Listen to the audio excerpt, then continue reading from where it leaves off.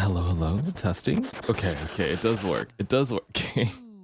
Welcome in. Oh, Elise, hello. Oh my god, with the first. Welcome in. Hi, hi, hi, hi, hi, hi. Okay, I'm connecting everything set up. Oh my gosh. Oh my god. I'm late. I'm sorry. Hello, everyone. Yeah. Yo, Lux, hello. Treat, hello. Arbella, hello. Mickey Makes, hello. Sai, hello. Oh my. Sugar Bee, hi. Nice that you can make it. Who else we got here? We got Red Scout, hi. Oh my gosh. Oh my gosh. We just got 23 drinks. Oh my goodness, so many. Blitz, hi. Blitz, Ziggy, welcome in. Uh, Element Midnight Rose, hi. How are you, sir? Hope you are doing well, sir. Sir, blushes. I'm kidding. Miss Color, hello, welcome in. Hi, hi, welcome in. Bittersweet, hi. Anna, hello. King Mish. Oh my goodness. Oh my goodness. Look at all these people coming in. Look at all these people coming in. Welcome, welcome. Welcome, welcome. Welcome. Hi. Hi. Hi. Hi. Looks like it's hello. Hello, Bottom Space Boy is crazy. Bottom Space Boy is insane.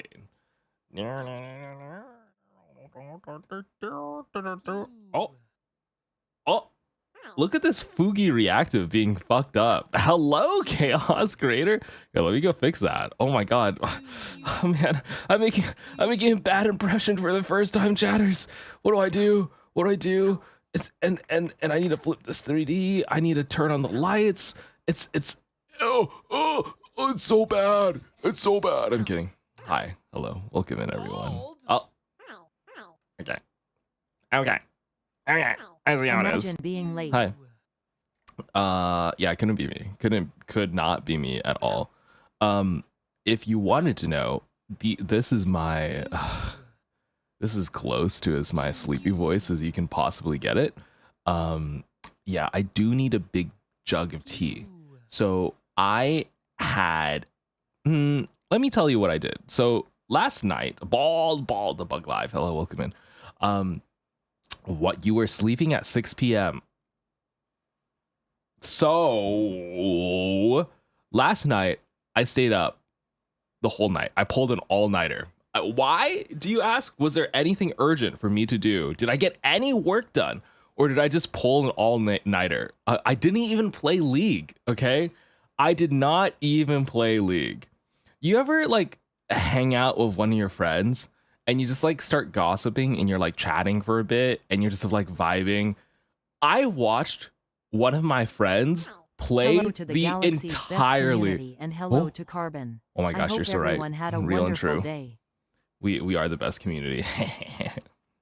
Yes. I watched one of my friends while we were hanging out in a Discord call play the entirety of Honkai Impact Star Rail ending. Like the whole end scene. I watched like 5 characters die. It was crazy. And I never played Honkai Star Rail. I have no inclination of ever wanting to play, but they were just like vibing and we were just watching them play together and we were just chatting and it just, I looked at the time and I'm like, it's been 6 hours. Those were my sleeping hours. No spoiling it. Me still needs to catch up. Oh, it's okay. I will not spoil it to you. But I was like, my sleeping hours, please give them back to me. Give them back to me. And I ended up going to sleep at like, God, 6 or 7 a.m. Okay. I went to sleep at like 6 a.m. and I was like, oh, you only save 6 hours for sleeping? Well, normally it's supposed to be 8. Normally I'm supposed to have 8 hours for sleeping, but I had already spent 2 hours goofing off ahead of time. So like, I was kind of down the drain. I screwed up in multiple areas. Oh, and chat, I forgot to charge my phone. I forgot to charge my phone entirely.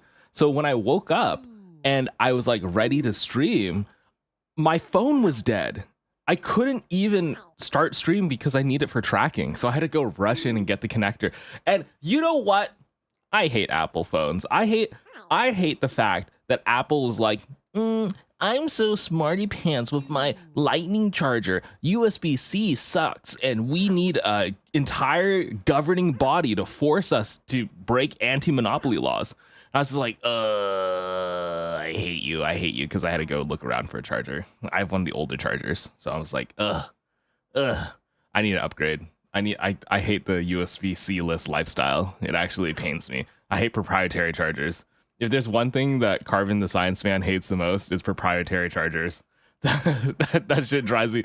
That shit drives me up the wall. If you have a special cable that you need to use on your laptop and no one else's, you should die. You should die in Minecraft. You should get stripped of your electrical engineering license or whatever they give you to make those things, and you should go back to school. I don't know. That's just fucked.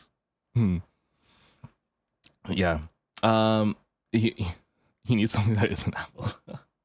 Well, I use Apple because they have a really nice AR face kit. I really like that their functionality for VTubers is very nice. You know, it's very sweet, very easy to apply. Oh, someone asked, did you not go to work? I did do some space work today. So here's the secret. You know what I want to tell you? Karbon, I know you're smart enough to make a phone. Call it Karbon. No, I cannot make a phone. There's no way. Okay. I think I'm pretty smart. I think I could build a satellite and send the satellite to space, but I don't think I could make a phone. I think a phone is so much more digital or hardware complexity than most people realize. Not only is it hardware complexity, it's the software complexity too. I don't think there's a single person in the world right now who can make a phone from scratch. Like, I don't think anyone knows how it's done. Like, I don't think anyone exists out there who knows how a phone works from top to bottom. Because, first off, you have to know how to make semiconductors, right? Like, you have to make little transistors because CPU chips, those are fucking hard, right? I mean, I guess I could buy them off. Okay, maybe I'm not starting from scratch. But then, like, what about displays? Display technology is a whole nother thing. If I want a specially, like, sized phone that maybe has, like, little cat ears, right? I have to learn how to make a display from scratch. No one's going to make it for me. Maybe they would make it for me. I don't know. I've never tried partnering with people to, like, make shit for me at that scale. That's crazy, though. I don't know. You know, Depends on how granular you want to get, but essentially you are just making a custom PCB and case to put together off-the-shelf components like displays, batteries, cameras, and so on. I'm thankful that I know what day is today. Today's hump day. Hump day, hi. Wednesday. Whoa. Hi. Karbon, since you're so smart, help me with a good, inexpensive laptop, please. You know what? Laptop technology has come a long way. I have feelings about that.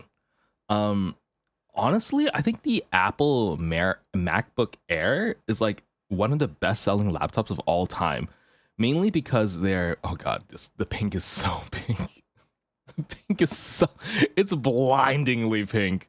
It is a blindingly pink. Hump day, yeah. Congrats, by the way, chat. You made it halfway through the week. Oh my gosh, hump day. Whoa. Yeah, but the MacBook just does so well because they use a different architecture compared to Windows-based laptops.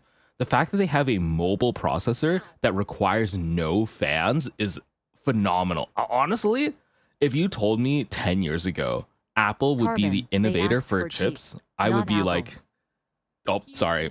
Okay. Anyway, I'm just impressed. Sorry, I'm admiring the engineering for the actual hardware. It's very impressive that they're able to get a laptop to run with high power, like really good processing speeds with almost no heat generation. That is crazy. Nerd. Oh, okay. I'm sorry. I'm just a nerd. Please.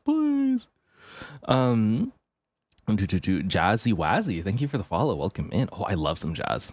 What was I gonna say? Oh yeah, cheap laptop. Cheap laptop. Sorry, I don't know.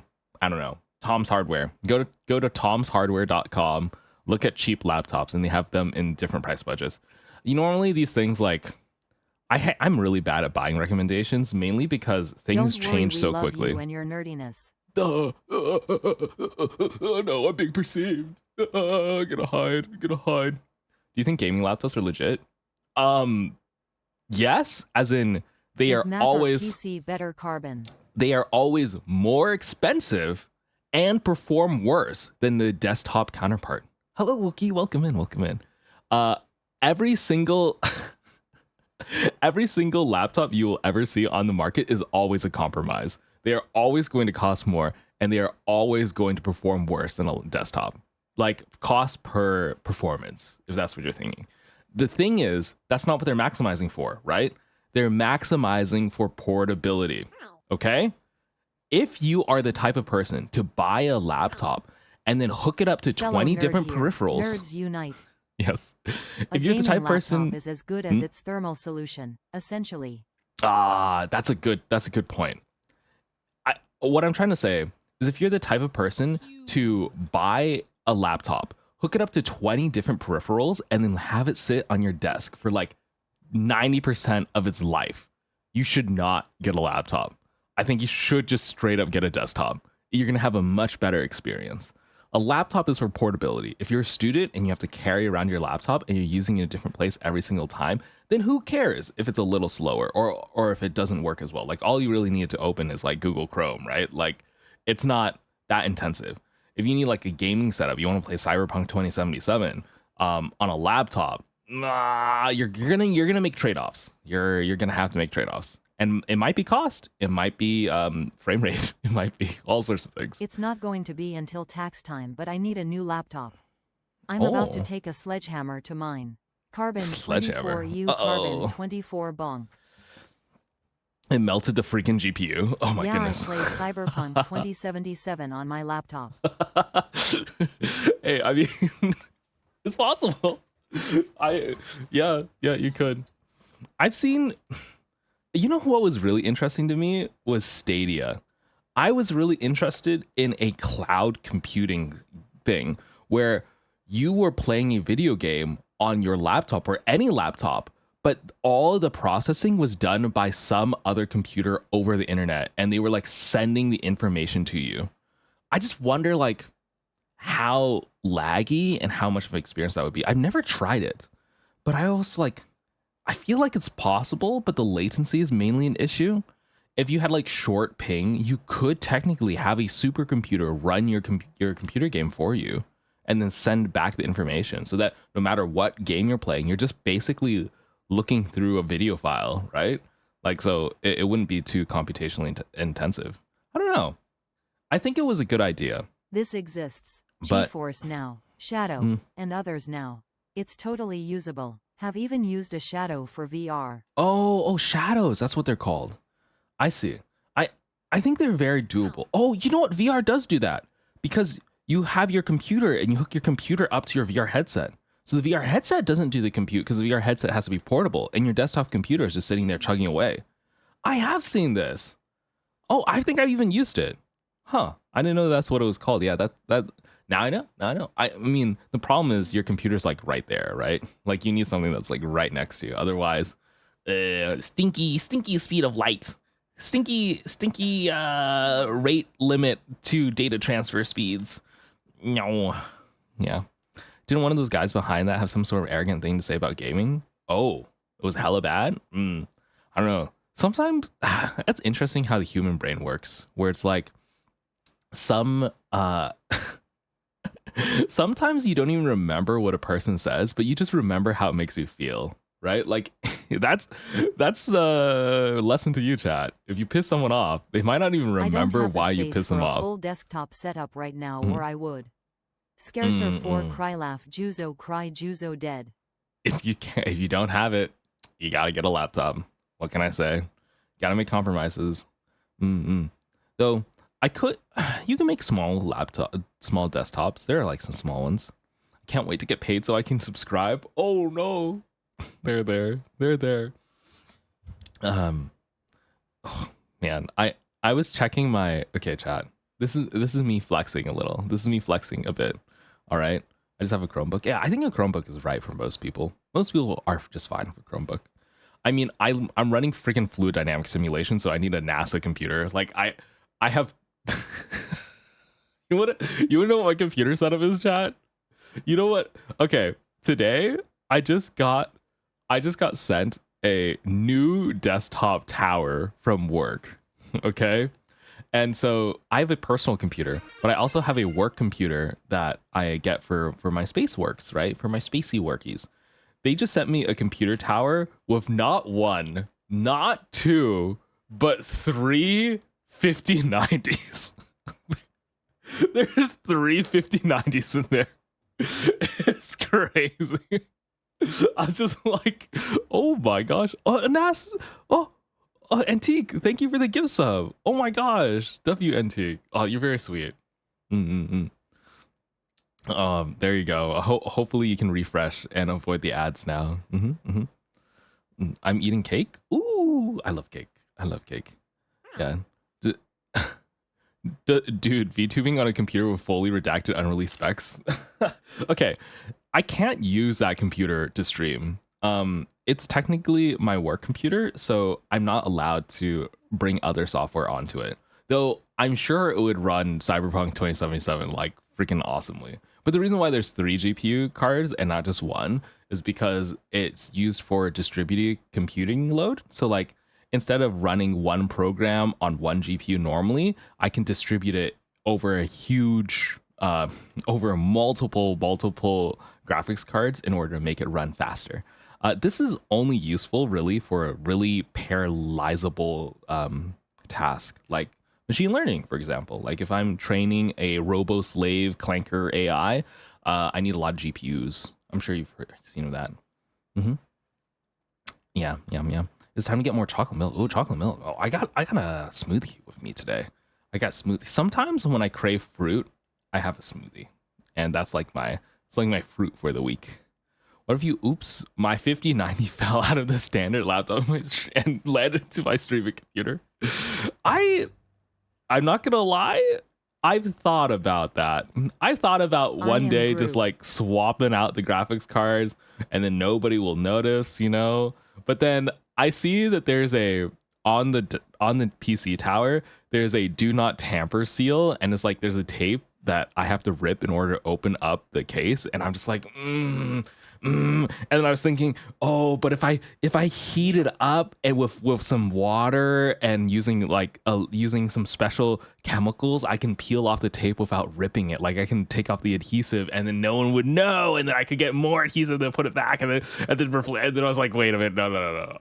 This is me complicating too much. Well, I should not devise of ways Just get a heat gun. Stop, Karbon, chat. Your FBI agent is watching you. In Minecraft, I was thinking about how to steal company equipment in Minecraft. Relax. It's a Minecraft RP thing. You wouldn't get it, Fred. You wouldn't get it, Fred. It's a young kids thing. You're too old to understand.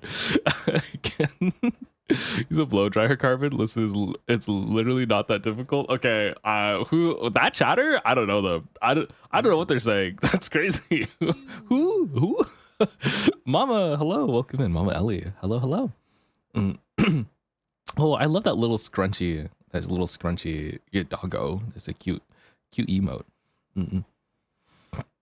What was I saying? Oh, someone was asking me earlier, like why I slept till 6 p.m. Don't I have work?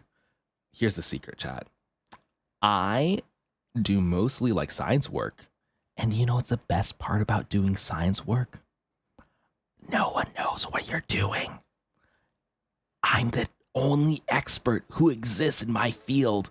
So unless they pull in some PhD grad from the other side of the world, I can just say there were computer issues. I could say whatever the fuck I want. I could be like, there was a complication with the experiment. Don't worry about it. So, hey, as long as I deliver within the time I need, I think it's okay. All right, and I work plenty. Okay, chat. Don't think that I don't work. I work plenty. Hi, I really love the VTuber model. Don't worry. Oh, Fred, thank you. It's okay. Karbon won't commit crimes. You're right. I was doing an experiment on sleep. You're so right. I was testing how my REM cycles would affect my hardware physics experiment. um but yeah, that's how it is. I mean, I probably am gonna work on it later tonight, honestly. Like I didn't have a chance to very much today, but I probably will later in the evening. And also recently I've had to use a computer program that I don't really like to use, and everyone wants to use the most fancy, cool thing, the fancy tools, you know? Right back saying they never done it. Ugh. Well, aren't you holier than thou? All right, I'm a slacker. I'm a lazy. Okay, I actually work pretty hard, but when I can slack, I slack. Oh, gee, the cat is adorable. You see, the cat always gets people. Everyone's like, "Oh, Karbon, your cat's so cute," and no one's like, "Karbon, you're cute." Well, actually, literally, I just got a message saying, "Karbon, you're cute." I literally, actually, that's a bad example because right before someone said the cat's so cute, someone also said, a chatter was like, "Your model's so nice." So you know what? Okay, maybe I'm just, maybe I'm getting competitive. I'm sorry, Glorb. I'm sorry. You're ugly. You're ugly? What? What? It was pay. I should get paid chatters. I should get paid chatters in here to just tell me like how great I am all the time, every time. Oh, Kino Winterwolf, thank you for the follow. Welcome in. Hi. You're a cute sadistic guy. Sadistic.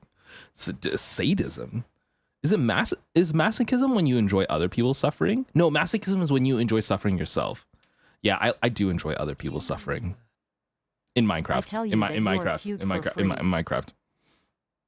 I'm not. I'm sane. I'm sane for the most part. Yeah. His fangs are sus. He's not what he seems. I was thinking. Okay. You know what? Oh, you didn't know? Don't worry. Hopefully the pings are working now. I don't know. Normally I stream around this time. I try to, but I don't stream every day. I know it's hard. First off, I apologize about my streaming Just got schedule. the craziest I side know. eye for my mother from you saying that I'm in the kitchen. Oh, if your mother can hear this, I'm about to tell you about the worst science experiment I've ever concocted in my entire life. So you might want to turn that down. What was I saying? I do feel bad about the community. I feel bad like how available I am. I see other streamers who they just stream all the time. I don't know how they do it. They stream like 5 hours every day, 6 days a week. And I'm just like, sometimes like 7, 8 hours. And I'm like, oh, you guys want lizard? Oh, is the lizard disabled? Is the lizard disabled? We can have lizard time later. We can have. I was thinking about it. No, now's not the right time to add lizard. You have a demanding 9 to 5 though. Yeah. Well, do they also have full-time jobs? Okay, here's the thing. Some of them, actually a handful of them, also have full-time jobs. They have like big boy jobs where they are working on while also streaming. But I think the difference is my job is really mentally demanding because I'm doing research all the time and I'm like coding up new things. I'm like doing tests and it takes a big mental toll. And so even when I'm not working, I'm still thinking about work. I think once you get an office job and you start like doing salaried-esque stuff, they kind of own your brain. Like, I don't know how, like, it's hard for me to turn it off. I try to, but I'm always in experiment, like sciencey mode. So yeah. And I do have to go outside and touch grass. That's true. I try not to lose all my IRL friendships as well. I think streaming is really great. I love it a lot. And I really enjoy it. But I've seen it break so many people. I don't know if you've seen recently in the VTubing scene with like VTubers like me. Oh my God, I'm a VTuber. Did you know? Did you know I'm a VTuber? A lot of VTubers have been quitting recently. It's been like a huge rise of people getting burnt out and stepping away from the scene. And I think if you let it, streaming will consume you. It's just one of those things where the more you do it, the more you do it, the more it can hurt you. It's like it's an extremely asocial, atypical behavior that most people do not do, and it can ostracize you from like whatever support group that you had exist it prior, right? Like it is a toxic feedback loop. And the worst part is, I think streaming numbers wise rewards bad mental. Like if you stream at degen hours every day playing League of Legends for 8 hours a day, like you're probably getting more viewers because you're streaming at different hours and you're playing like the same game, or you're playing like a long time in your computer on home at your house, right? Chubby Yumi, hello, welcome in. So, oh, and also Koa, hi. So like it rewards you for doing some crazy shit. And humans are social. I think no matter how you cut it, you need to spend time with your friends, and you need to. I feel a strong connection with chat. I like a huge. I have a good time with chat. Also, hello, Curious Cutie, welcome in. And Sugar Bee. Oh no, I said welcome to you already. I'm taking it back. Having a relationship with chat is not quite the same as having a relationship with someone else. Antisocial loop. It can consume like a drug. Yeah, that high will wear off, and you will begin to crave it again. It's an antisocial loop that never ends, and a lot of people I know have fallen into it at one point. Even I have to resist a lot. Like I crave it sometimes, where I'm like, oh man, I should just stream more. You know what? Hang out with friends over the weekend. I shouldn't. I literally have a quota in my calendar where I'm like, I have to go outside at least once a month and talk to someone who's not in the content scene. I have to talk to a non-content friend at least once a month, and just like maybe go to a coffee shop and hang out and chat. Let them update me on their whatever space facts. I had someone tell me about Factorio for like 3 hours the other day. It was pretty great. Yeah. Yeah, I have a good time with chat. Says he loves this multiple times. So I do. Eggs Benedict's feet. Oh my gosh, I love my feet drenched in holiday sauce. New Fansly idea just dropped. Let's go. Oh, speaking of Fansly, chat. I was talking to a NSFW streamer, and they were telling me about the logistics, and I know very little about that scene, and I was always wondered to myself, like, how does that it's work? Frustrating because I'm so sorry limited on the hours I can stream and when I can, even just because of classes or work stuff. But cause I don't own my own desktop, so I actually you can't don't own do your the generate desktop hours even if I want to, which makes it feel like I'm missing out. You're always gonna get FOMO when you're a content creator. You're always gonna get FOMO. Like I'm getting FOMO not being in certain events. I'm getting FOMO when I don't stream certain times. But at a certain point, you just got to say fuck it. You know, there'll be another opportunity later, and it's okay to have boundaries. Karbon Fansly time. Oh, fans. Oh, what is that? Oh, you sweet summer child. There are sites where you can stream NSFW stuff, basically, and that's just one of them, where people are like streaming full on porn, right? And it's like, oh, I was talking to people because I was like, what are the logistics? Like, what do you do? How do you? And I'm like, are you gaming? Are you doing like a Minecraft challenge run, but every single time you die, like you have to nut? Like what is the shtick here? And they were like explaining it to me, and they're explaining to me about how there's like tier list rankings, and they have like a published rank every month, and everyone's competing for it, and it was crazy to me. It was like a whole mini ecosystem, and people are super catty and they're fighting each other about it. And no, I realized how little I understood about it. And also they have goon counters on stream. Like there's a little number in their top right corner where it tells you how many times they nut that stream. And one person had their nut up to over 100. They had over 100 nuts in a single stream, a singular stream. And I was just like, hey, what? Yo, I've never felt the want to MRI someone's brain so badly. I want to get that person. I want to pay I want to do a subathon just to raise money to get a plane ticket to get them to an MRI machine and see what the fuck happened to their brain. Like, are they cooked? Is it mush in there? Is there anything in there? 100? A single sitting. Like, it was in the hundreds. And I just don't think it's physically possible. But apparently it is. Okay, I don't have the equipment to tell you if it's physically possible, but I can tell you it's not physically possible for me. Maybe it's different for a woman, but for me, oh man, 100 is kind of, I don't even know if they're, I think I'd be dead. I think I'm deceased.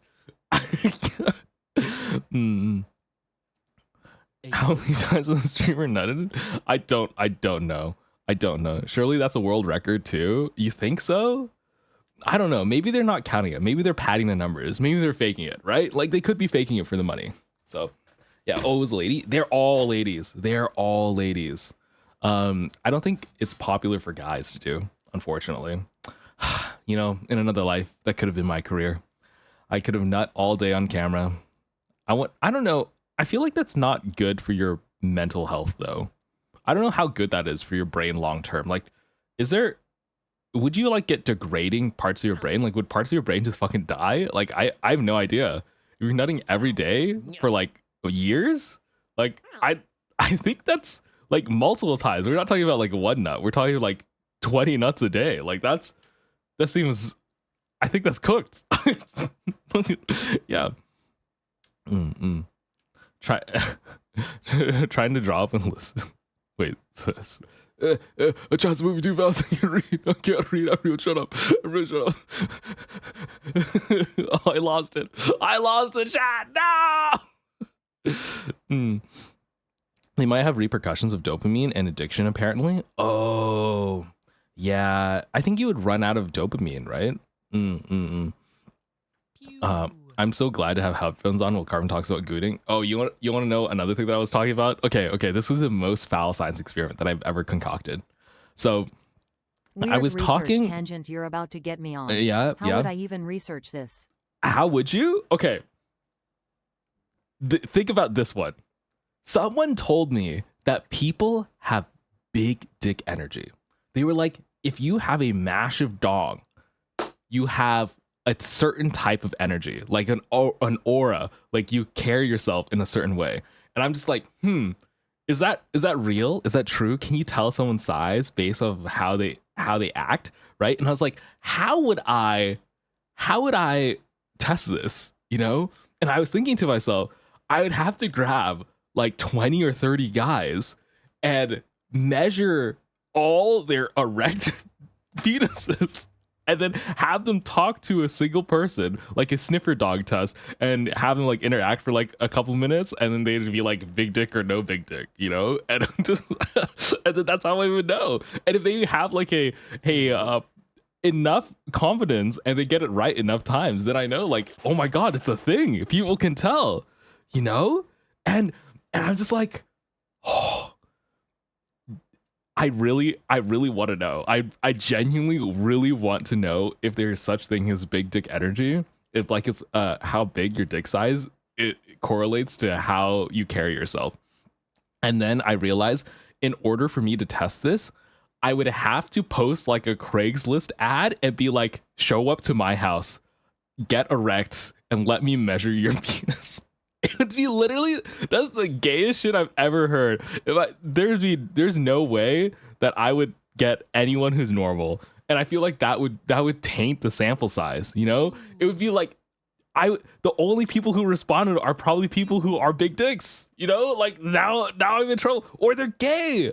It's like, what do I do? So I was thinking, in order for me to really do the test. How did we get here in this conversation?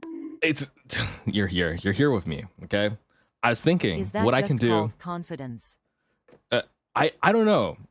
It's not confidence. Apparently, it's not confidence. It's not a confidence thing. It's like a certain way they carry themselves. Not just confidence. It's like there's a specific subset of interaction. I don't know it because I can't tell. But apparently some people can. Yeah. So I have no idea, and I was thinking, okay, maybe I could just get a large enough sample size. You help. Oh,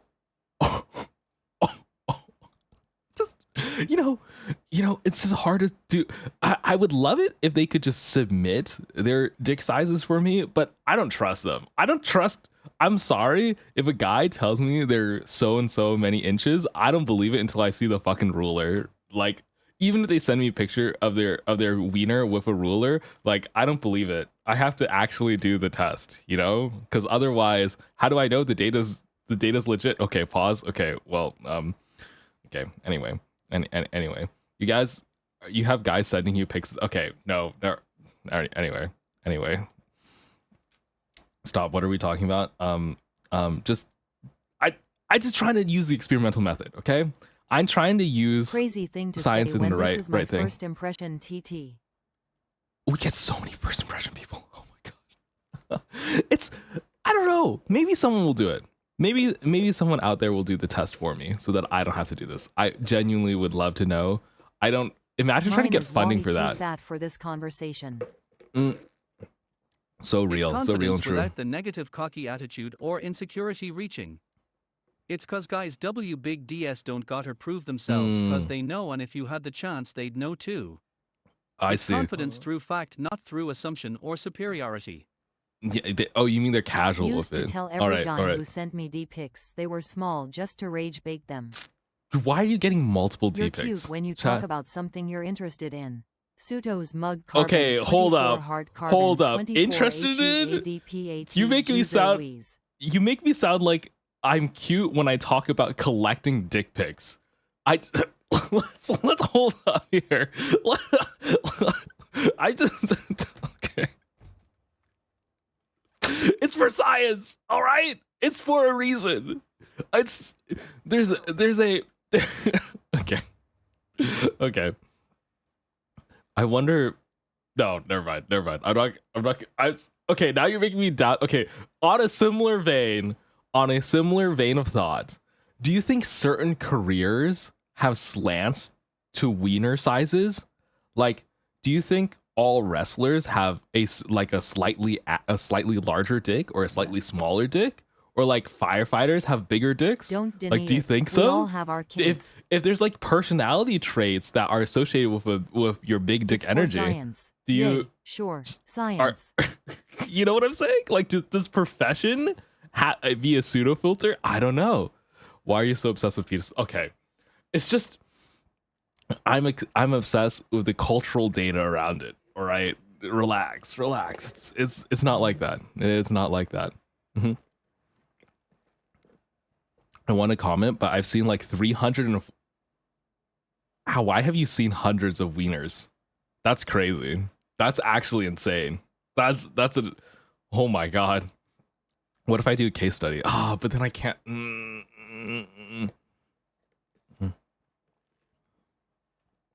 Oh, there's so much cheating amongst firefighters in the military. That's not very BDE of them. Yeah, that's true. That's not very big dick energy of them. Karbon, poll us if you give big PP energy. I'm not gonna poll you to see if I have big PP energy. Chat is just gonna say I have a small penis. I think any single streamer, if they did a poll, hey, do I have a big dick? Every single chat will always say the streamer has a small dick. There's not a single streamer out there whose community would be like, yeah, you got a big dick energy. It's people who are self-made but are successful, like if you've made it. You think entrepreneurs? I don't know. Maybe? I'm genuinely no idea. I'm reaching. You want the poll? If we throw up a poll, you're just gonna pick the lowest option. Even if I give you a different tier list of options, I'm like, what do you think I have? 1 inch, 2 inches, 3 inches, 4 inches, 5 inches? You would just vote the smallest one. A chat would always give me a micro peener. There's nothing else they would do. I know you guys, little fucks, little gremlins. Hello, what are we talking about? The scientific method. Yes. We're just talking about like different ways we could experiment with penis sizes, like to test them. There's a guy who, oh man, I forget Karbon, which university this is he's like from. Yaoi. You gotta woo the guy of your dreams. His name is Treat. Thank you for telling me the guy who I dream about. It's a poll for science. Okay. There's a there is a researcher. I forget. I think it's somewhere in the West Coast. It's on the tip of my tongue, but tip of my penis. But this guy claims that he can have an interview with a couple and know within 20 minutes whether or not they will break up or stay together. Like, he says he knows whether or not a couple will stay together in a single interview with a 99% certainty. It's like, that's what he claims, you know? And apparently, you know what? Let me pull it up. Before I just start speaking out of my ass, because I know he posts a lot about this. Will a couple stay together? Researcher.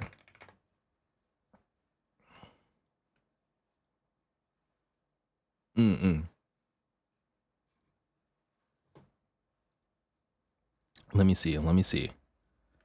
Where is it?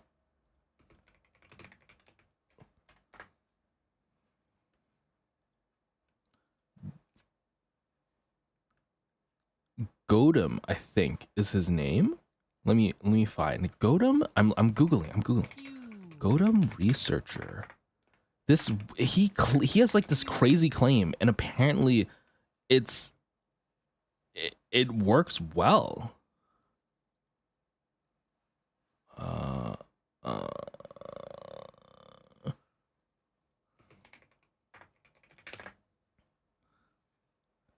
Marriage and couples research. Okay. Oh my god, this looks not sciencey. Holy, this looks sketch. This looks sketch, chat. I'm questioning it now. I'm questioning it. It looks like an advertisement. I mean, do you think he left academia to sell like get help books, you know, right? Can you be my science teacher? I used to be a science teacher, if you believe it. I used to teach physics. It was only for a year. But it was fun. I enjoyed it. This looks like an advertisement. Yeah. It was really funny though. When I was teaching, I was okay. This is a little bit about me. Before we go into marriage and couples, apparently, I was still in college when I was teaching, so I had to have a teachers with a license and who had been teaching longer to help supervise me. But I did lead the class. They were just sitting there doing their like grading papers in the back. But I was extremely young, and I looked young too. It was bad. I looked about as young as the high school students that I was teaching. It was crazy. Now you think I'm an old man? No, I was like a year or two older than the people I was teaching. I skipped many classes when I was very young. I skipped many grades, so I graduated very quickly. But it was fun. I enjoyed it. I didn't realize very quickly that teaching wasn't for me, mainly because I was disappointed with, I don't know. You know what? I'll be raw with it.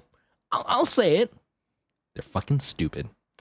They're stupid, and I hate catering to the lowest demographic, the lowest common denominator.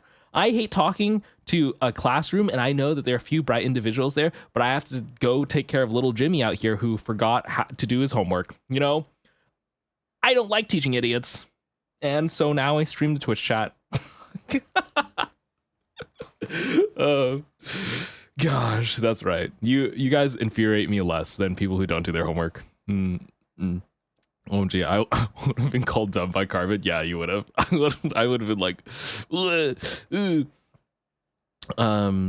it's not. Honestly, it's not dumb. It's not dumb. It's the lack of effort. I'd say most people you encounter likely don't try very hard on the things they want, and it annoys me a lot because I try really hard. If I want something and I think it's valuable, I try really, really hard.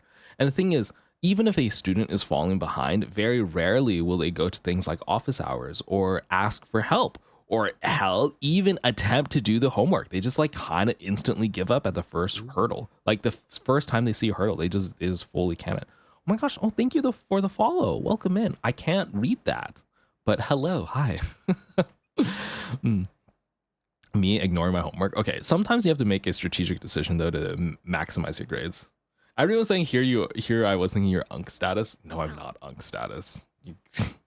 There are some people in the VTubing community though who are very ung status. Sometimes I meet them and I'm just like, holy moly, you got a whole life. You're retired. You're retired. Insane. Mm-hmm. As a good student, but I never went to office hours. I mean, you don't need to, but I really encourage it. You know. Mm-hmm. I feel teachers would call me dumb if I asked for help. I call you dumb because you don't ask for help. That's me. As someone who did do the teaching, I think the people who are dumb were the people who were struggling, and I know they were struggling, and I even reached out to them. I was like, hey, I noticed that you are not doing so hot. Do you want to like, here's some set of time for you to go to office hours, and I'll teach you whatever subject you want. No judgment. You just need to show up and we can work through this together. Out of the many students I offered this for, none of them did it. I had one person do it. And that like really like, I was like, ugh. And these were gifted kids too. I was in like a private school for accelerated students. So I was just like, what is happening? Why are y'all lazy motherfuckers? Upset me. But maybe my standards are too high. I don't know. Mm-hmm. But what if we still don't get it even if we ask for help? There's some legwork you have to do. I would say you might not get it the first time. And that's okay. You know, as long as you're moving forward, that's all that matters. Most people don't understand things the first time around. Like I had to relearn calculus like 3 times before I finally got it. And even now, there are still areas where I'm weak in. And I know that, and that's fine. Honestly, it depends on the teachers though. I'd only ask the ones who wouldn't shout at me. Shout it? Fuck. I've never shouted at. That's fucked. You should never shout at a student. I That's went to messed office up. hours today, and my professor literally made the class do an introduction thing because I told him I had no friends. Sometimes they really want to help you. Oh, that's so sweet. Oh, that's such a cute professor thing to do. Be like a little introduction, like, hey, tell me your hobby, blah, blah, blah, blah. And then like set up times to intermingle. That's good. You know what? I should have done that. Thanks, Claudia Valecrest, for the tier amount sub. Oh, Cloudy! Thank you for the tier 1 for 3 months. Oh my gosh, Claudia, thank you. Oh, I think you get a new color change in your helmet now. So enjoy. Is there a mean teacher, Karbon, with patience? I mean, I have really high patience when I'm teaching people. I have low patience for effort, basically. If I sense that you don't care or you're like not Teachers trying, hate then me I get because sad. I am a know-it-all because I catch on to shit too quickly. There's some people who are very like, you can be a know-it-all and be annoying. Okay, let's see what this is. Let's see. This looks like the most fucking blatant ad I've ever seen in my goddamn life. But what is this saying?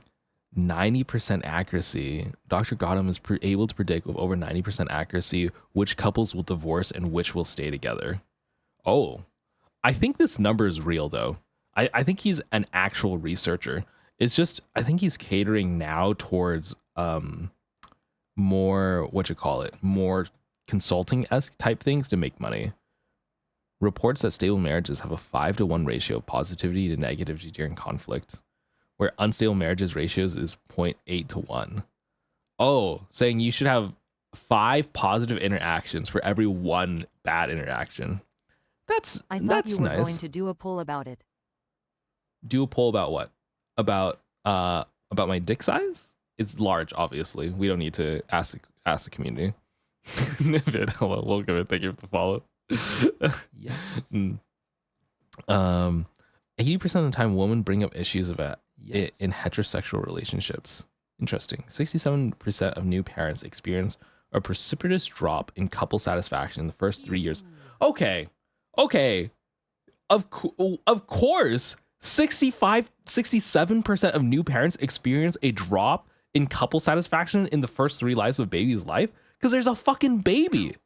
You thought having a baby would make your life better? Like right away? Are you fucking crazy? Maybe, but it's like an extra challenge. This feels like no shit. You have like another mouth to feed. You have another person to take care of and worry about. Things are gonna get complicated. You're figuring out for the first 3 years. Yeah.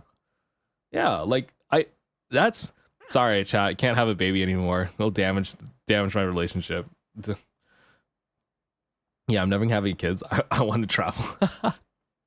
Traveling is very nice. Mm. Oh, bye, Marloop. Bye, bye. Take care. Take care. Mm. I mean, I helped my history teacher teach the class. Ooh, TAs are fun. I did some TAing in college as well. That was nice. I really like TAing. Hmm? Stonewalling occurs. Okay, they're talking about stonewalling. Blah blah blah blah blah blah blah. The four horsemen: criticism, contempt, defensiveness, and stonewalling predict early divorce. I see. Oh, he published a scientific method. Interesting. Okay. 5.6 years after the wedding. Wait, so if you're in a relationship for longer than 5.6 years after the wedding, does that mean you're going to stay together? I don't know. Okay. You know what? Staying together is a bad metric. I've actually just decided, chat. I think whether or not someone stays together in a relationship is a bad indicator of whether or not that relationship is successful. Because some relationships really just need to end. I'm just gonna say it. I've seen people who are in relationships who are just, they're bad. Those relationships are way bad and they've been in them for too long. And I think they would be better separated. I like strong opinion. They should just leave. And I don't even know if any of them will break up. Like some of them just are toxic in just the right way so that they will continue on forever. And it pains me so much. I just want to take a sledgehammer to both their kneecaps and be like, fucking leave each other and you will be better for it. Yeah. So, gosh, just ended a relationship like an hour ago? An hour? Oh my gosh. You still got the blood on you. You're fresh from the battlefield. Condolences. It is a tough thing to do, even if you know it's right. Like no life, but I think it's better. Yeah. It's true if the bad outweighs the good, then it's a bad relationship. Yep. And teachers that care can change a student's life. Teachers that hate their students can also end their student's life. Oh, that's true. I think I'm not stable enough to be trusted with a student's like full career. Like when you're developing and you're early, I feel like anything you say or people say and do to you can leave such a strong impact for a very long time. Bark for you. I'm not going to do that. Yeah, but sometimes it's not that easy. Depending on the situation, you need to talk to some boomers to get what I mean. Are you saying like sometimes you need to like really think about it? Yeah. I don't think you should take the Reddit armchair approach either. If you ask Reddit, hey, I have a problem with this person, their immediate thing is going to be like, yeah, you should break up. Yeah, you know what? The fact that they didn't make you breakfast in the morning because they were too busy for work shows that they don't care and they actually don't like you and they're prioritizing work and career over you. So you should leave them. Like literally every single Reddit thread, like a relationship advice thing that I read is always like, yep, you should dump them. You should just, they're disrespecting you, your family, your entire generational line. You gotta leave them right now, otherwise you're a beta cuck. And I'm just like, okay, relax, Reddit. Sometimes it's okay to have hiccups in the relationship and then work on it. Yeah. Am I the asshole for yelling at my BF for 3 years for giving me my birthday present early? Oh my god, how dare you give me a birthday present? Destroys his Xbox. Wolf is disabled right now. I'll add the sound alerts in a bit, maybe later in the stream. I'm trying to find a good balance. I had some chatters tell me that they do like the sound alerts, but they like having it interspingled with like a good balance.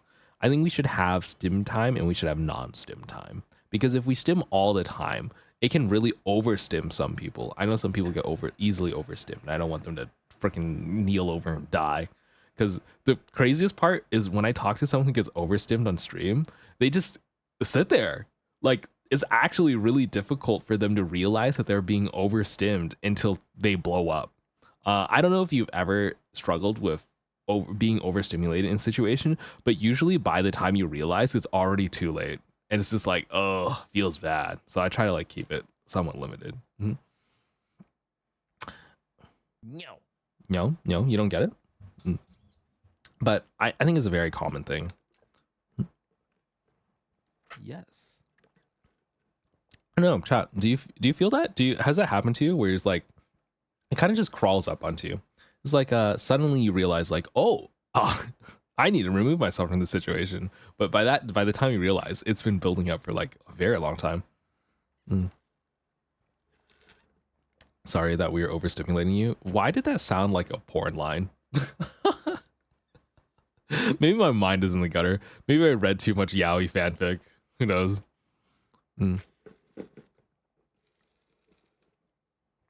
Yeah. Overstim bad, yeah. Don't worry about it. Don't worry about it. Okay. Yeah. I don't know. It's been a good time. What else have I been doing? What other like fun updates do I have? Yaoi fanfics? Any recommendations? Stop, sir. Recommendations crazy. You know, I bet this community could crank out some insane yaoi fanfics. Oh, chat. Have you seen recently? Okay, I know some of you are in Niji Sanji communities or share with larger streamers. Have you seen the Vox Akuma / Shoto stuff that's been going on right now? Let me pull it up. Let me pull up the Twitter clip. I think it was a big deal. It just happened. No? Oh, here. I'll pull it up. These are two bigger male streamers. And What fandom were you reading? yes. I'm not gonna tell you. I'm not gonna tell you. I don't know what you're talking about. Nah, I don't know what you're talking about. I'm not gonna tell you about. Okay. Can you find it? Can I find the clip? I can't find it. No. I do. No. Juzo wheeze. No, I'm looking.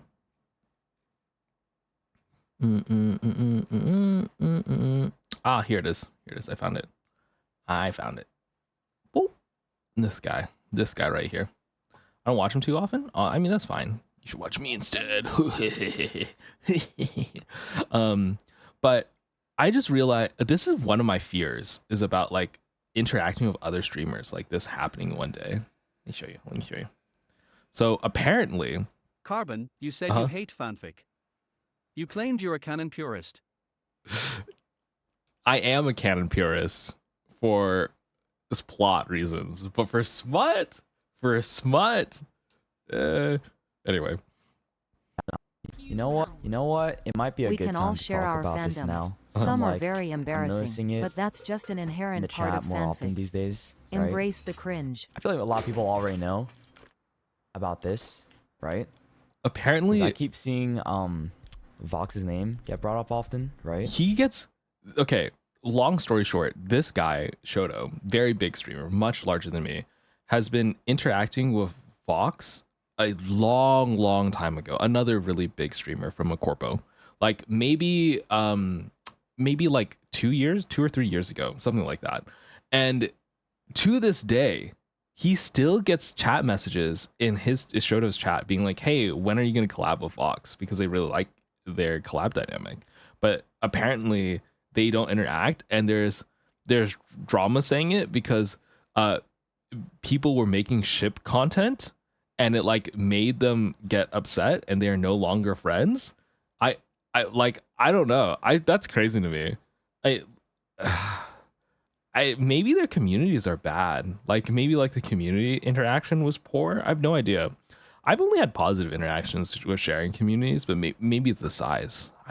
I don't know what it's like to have thousands of people from one community bleed over into another.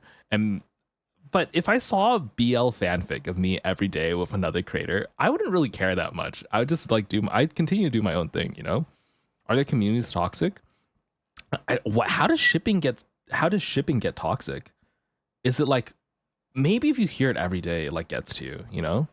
I think the shippers took it too far. Oh, not the shipping itself, like bringing it into chat. Oh, they're bringing it into chat. I see. Yeah, it's fair, sort of petty. I think there must be something else going on, because even if I had shipping drama that was really toxic between me and another creator, I feel like I would be able to resolve it off stream. You know, maybe we could still be friends off stream. Just agree not to do on stream appearances. You know, shipping real people's bad kids. Yeah. Well, okay. I think it's fine to be like, He that's used funny, to be pretty right? close with Vox and Uki Uh huh. and a few others, but he said he won't do it anymore because of their communities. Oh, I remember when it happened, TLDR, Shoto got super harassed in a ton of hate mail and harassed? messages from people because he was interacting with corpo guys and he was just an indie and stuff. Oh. I He remember was Vox just an Akuma indie. from I his work see. on Undertale comics from his Star.dub days. Uh-huh. Plus he did split from Star.dubs over some controversy. Uh-huh. Deletes my Hopper X Karbon. That's also a murder mystery that I have been working on. Okay, you can make fanfic, it's fine. But I'm thinking it sounds like it's not just the BL fanfic. I think it's people coming into chat being like, you actually secretly love each other, and then also people coming into chat and being like, you're not good enough for him. Like that. I think that's what's happening, right? They're like policing people's relationship status. That's it's fucking. Ugh. Ugh. I don't know. I worry about getting bad vibes from a creator solely off of their community. You know, like I remember how this went Mhm. too harshly for the both of them. But I believe that Shoto was just getting toxic harassment from Niji fans. Mm. Both streamers tried to condemn, but that could only make a small dent in that. Is it really that? I don't know. That scares me, Chad. I'm not gonna lie.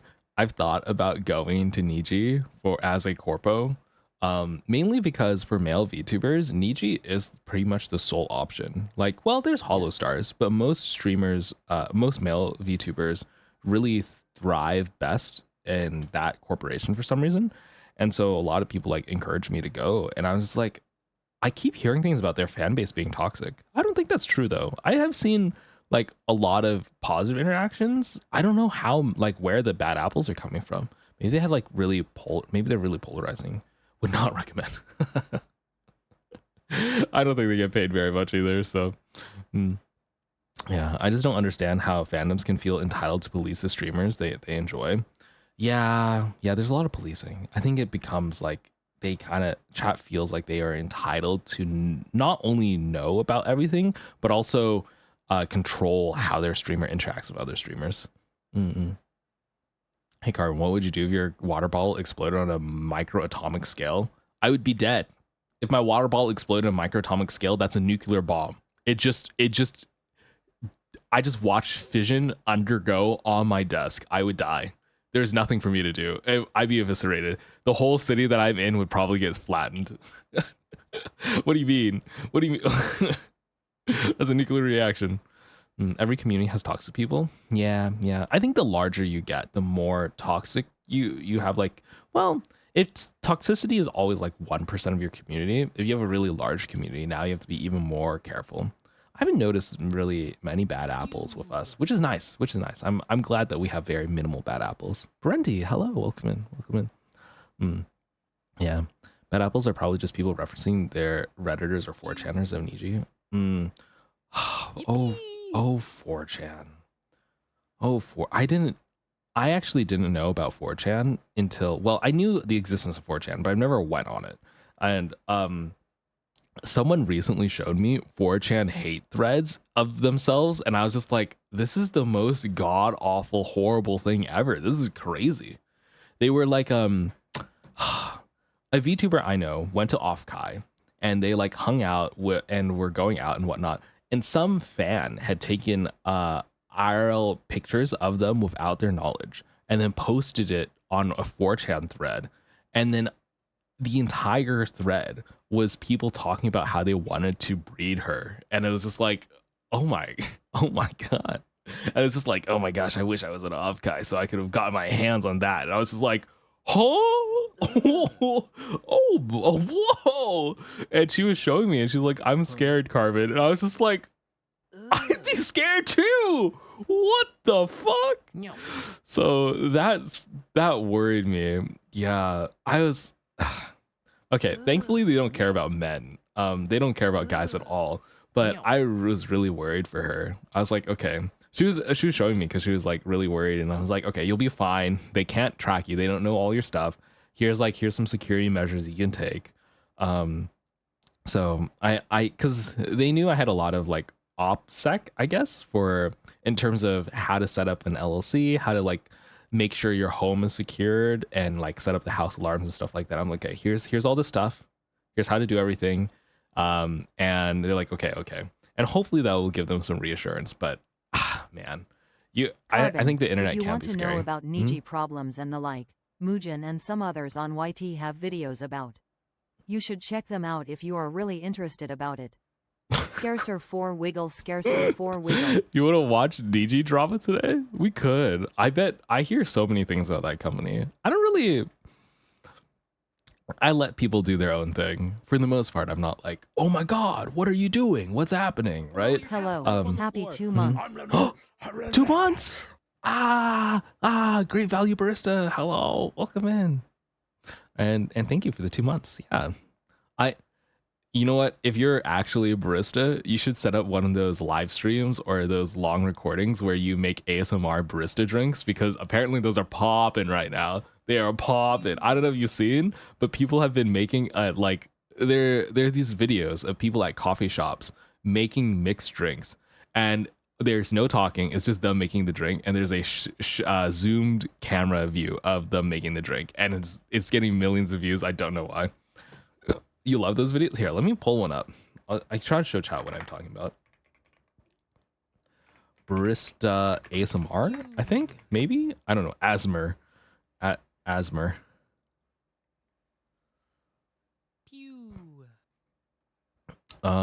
Cough. Maybe.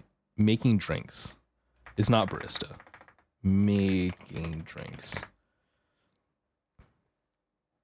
Oh my gosh. I found it. Chat, I found it. There's so many of them. Holy shit. 4.8 million views. These things are huge. I couldn't do so extra many. barista-based videos. I got murdered at work, like 10 fraps in a 10 minutes interval. Okay. You know what's my hot take? I think anyone who's making content of them working is not actually working that hard. Okay? You people. Hello, welcome in. I think if you're making day in the life videos, like, you're kind of you're slacking. All right, you have way too much time on your hands, and if you're working a busy coffee shop, I don't think you'd be able to do this. Look at this. Let them go. But this is like their little drink setup, and they just do this the whole time. I can see how it's mesmerizing. You know? Oh my God, there's also so much ice. There is so much ice in those drinks. Wait, stop. I love those day in the life lore videos. Okay, they're nice. But if you're making multiple day in the life videos, your job must be pretty fucking cushy, okay? Okay, I've worked at a big tech company where people do day in the life videos, and I want you to I'm also know. a supervisor at a college campus, so the good part is I get to bully college kids every day. Oh, that's nice. Yeah, you can be like, get in. No, actually, I don't know how nice that is. Oh, is that how that works? You have it. Is that? I did not know that. That's how they get the lines on the edge. Oh. Okay, well, now I know.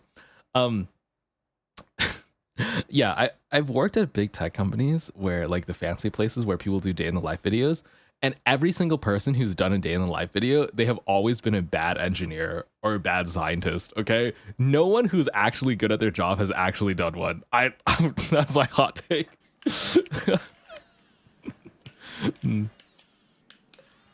These are nifty. I do like the drink. I mean, maybe I've seen one or two people who are good at their jobs who do interviews, you know? Good night. Oh, Cedrine, take care. I did not know about the lines, okay? I haven't had a barista job. I've always wanted one. I've applied to Starbucks multiple times, but they always rejected me. Don't project your bad hot takes on my girl. I love her videos. Her subtitles are so cute. Okay. Do you have videos? Maybe you can send them to me. I would love to see later. Actually, what's their username? I'll look them up. Maybe I'll watch one. I want to backseat them. I love the little whiskers from frothy oat milk really well. These okay. Shit, I'm falling to the trap. Chat. I'm getting mesmerized by the drink making. Oh no. Like there's so many vibrant colors, you know? And there's so many tools and the editing is so clean, you know?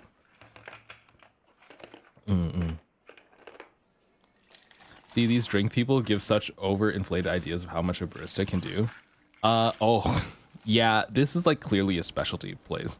No, if you work at a Starbucks or something, they're just pumping different sauces. There's like a very clear cut thing. This is like way too fancy. This is like a specialty place for sure. It's like adult Cocomelon. Yeah, it is like adult Cocomelon. It's very, it sucks me in too. I get it. Yeah, it's, I don't know. Or so the 4chan side of the internet is kind of scary. It's like you do have to be careful. There are real people out there who can do bad things, so it's just important to think about. Though I don't think it should stop you from making content. I think if you want to reach people out there, you're always going to get haters, and part of it is just dealing with some of them so that you can reach the people you want to reach. You know, This makes me miss working at Dunkin'. Dunkin' Donuts. I mean, I don't know. Something about working a job where you're just doing a physical task and you don't have to think about anything is kind of nice. I'm not gonna lie. I've done, like, sometimes I help out with construction projects. Like setting up my, I don't know, maybe my uncle's like building a house or something and he needs someone to like lay down some concrete and I'm in the area. Yeah, I'll help out. And you know what? It's kind of nice to just like mindlessly lift bags of concrete for a bit. It's nice to do it every once in a while. I would not want to do it every day. If I were to do it every day, I would die. My body would actually give up. But doing it here and there, like some physical labor, is nice. What is that bright green liquid? I have no idea. Absolutely none. I don't know what they're liquiding, like liquid OMG, process this is. reminds me of a game. It's really fun. It's called Coffee Talk. Oh, I do think have the Coffee Talk. gameplay is under 6 hours. I have Coffee Talk. I haven't played. It's mostly story driven, right? Yeah. I've worked at a Target Starbucks, a real Yeah. Starbucks, and now a college-based Starbucks. I can make most drinks in my sleep low-key. All right, time to get you a bunch of sauces and syrups, and then you're gonna make me every drink. Hello. All right. You know what I would love? Nivid, hello, hi. I would love to see This a combination taste of everything. video in the background and you talking is feeding my ADHD brain. I'm sorry. Yeah, we can play it. Sure, why not? We can play it for a little bit. This seems like a nice video. You can watch it. You can get the vibe.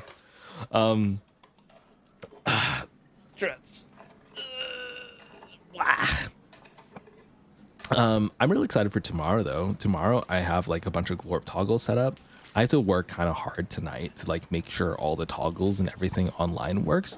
But I'm gonna do a little mini Glorp event because we have a bunch of little things for Glorp. I have like new toggles, a few cute emotes that will roll I out. used to It'll work be in a nice. cafe to impress my crush in high school, and we would always make random drinks and force each other to drink the concoction. That's cute. Honestly, that's really cute. To like make drinks for your crush and then try out different concoctions, and you're just, I don't know. Honestly, cooking and mixing drinks and all those sort of things, they are very much a science-esque thing to do because there's a lot of trial and error, right? Like you're trying something out, you're trying to understand the flavor profile of one drink versus another and which ingredient will do best. Food science is a whole crazy can of worms that people can go down. A lot of people don't give it the respect it deserves, but I see that it has a lot of crazy complexity. Is it a parfait? Is that a fucking parfait? Is that what I'm seeing? That is. Oh. Wafers in the parfait peak. Yeah, I do like wafers in the parfait. I just realized. Okay, hear me out. Being a bartender would be an interesting and nice job. I think it would be fun. I think it would be fun to be a bartender. I mean, bartending has existed for, I don't know, thousands of years. Love culinary in high school, and now I cook for my fiance. Oh, I bet you can make some really nice foods. Really nice food. Not me out here eating at McDonald's. You know, I should buy a nice steak or something and make one at home for myself. Maybe add like some fancy spices and whatnot. That'd be nice. That would be nice. You know, the number one thing most astronauts say they miss when they go to space is hot food. Like, they have lukewarm, warm food so much in space that they miss being able to have something like a pizza or a loaf of bread because you're not allowed to have bread in space because the crumbs will get everywhere and destroy equipment. So they have non-bread. They're only allowed like the nyan bread, which doesn't have as much crumbs as regular bread. It's pretty funny. And tacos, they get a lot of tortillas. They eat a lot of tortillas. There's all sorts of special food things that you have to take in space, and they're up there for a long time. Yeah, damn, that's devastating. Zero gravity bread dough. It's non. It already means bread. Yeah. Oh. You know what I meant, though. You know what I meant. The more tortilla-esque bread. Yeah, let me... I think there's a video 6K about celebration, can we do space food eating mukbang? You know what I'm gonna do? I'm gonna reach... You think if I email NASA... If I email NASA and I ask them, hey, can you give me some space food? Do you think they'd give it to me? Like, you think they would give me all the stuff that I needed and be able to... Maybe? Maybe. No, you don't think so? You don't think they'll give you the space food? I'll pay for it. I'll pay. I just want some. I just want some space food. Space MREs. Oh, Moonchild knows exactly what's up. They're just going to give me military rations. Most space food is just in a Ziploc baggie, like ration. Possibly, but I can't promise it won't be expired. Oh my god. Eating expired, rejected NASA food on stream? How many stomach aches am I going to get? Holy shit, I should stream from the fucking toilet. That was... I should stream on the toilet because my asshole's gonna get destroyed. That's gonna be awful. As I put the food in, I'm gonna be shitting it out the other end. Okay. Relax. You can get most of the different space foods on Amazon. Oh, I should look it up. I should try to compile a big list of them and then just buy them myself. You're right. There's one chicken and rice MRE that slaps. I would be down. I'd be down to have an eating stream where I just eat space food and like rate the space food. We were promised a meow and UWU last night if we behaved. Where is it? Where is meow and UWU? Try begging for it. Performative mail right there. Vile Wheeze Karbon 24 R. Okay, you want the meow. You want the meow and yeah. Okay. You know what? We can listen to. We can watch the. Well, We should have Subway Surfers gameplay in the bottom right. Okay, fuck. I'm turning it off. No Subway Surfers. No more audio. This is actually making me not focus on streaming. I'm getting distracted. We're taking away the stimming. We're taking away. This is why nobody likes you. Oh my god, this is why nobody likes you. Follow right away. Oh. Meow. Oh wait, it works. Meow. Oh my god. Meow. Oh, I forgot to take this. Meow. Wait, no. Meow.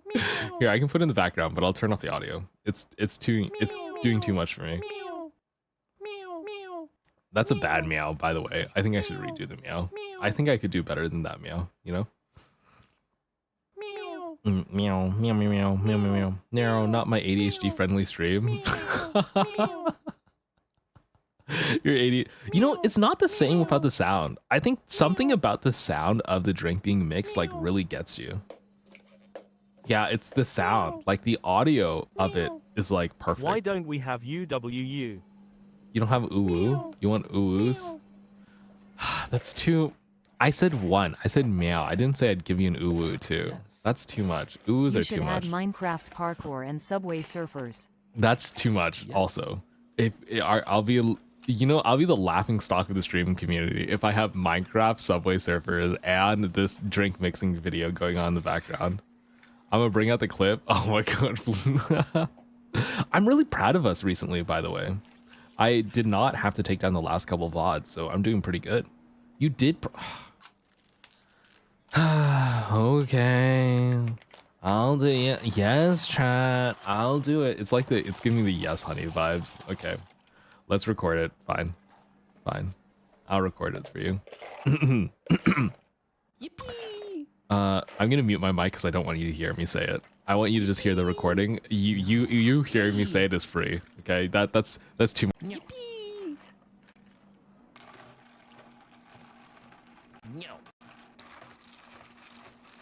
Okay, I'm testing it now. I just recorded it.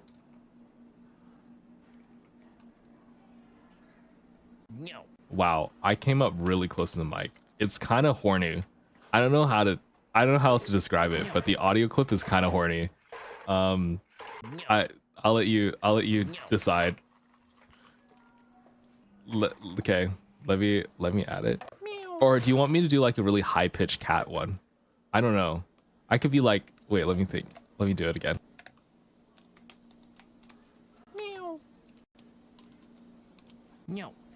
Do we want a high pitched one or do we want like a deep, sexy ooh? I don't know. Let's hear the first one first. Okay, here. I'll add it in. I'll add it in.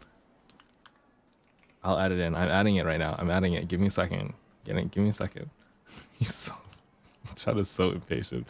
Look at them protesting right now. Testing. That's kind of low, you know? If you ooh woo, it's lowercase. Sorry, it's lowercase. It's okay. It's okay. All right, let me re-record it. Let me re-record this one.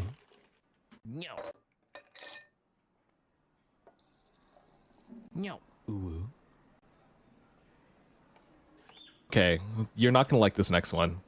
This next one makes me look like the bottom allegations will never end with this next one. Okay.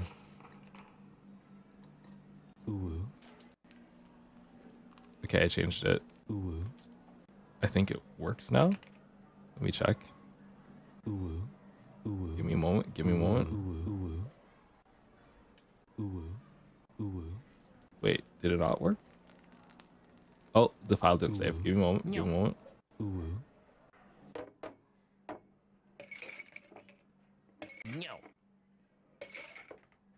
Okay. Give me a moment. Give me a moment. I'm changing it. I'm changing it.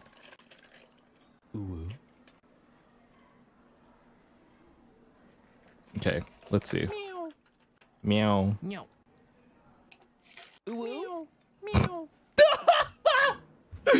Oh god! Oh god! This one's bad. Oh no! Oh no! This one. Oh no! Oh no! Oh no! This is okay. We're turning this one off. I'm disabling it. I turned it off.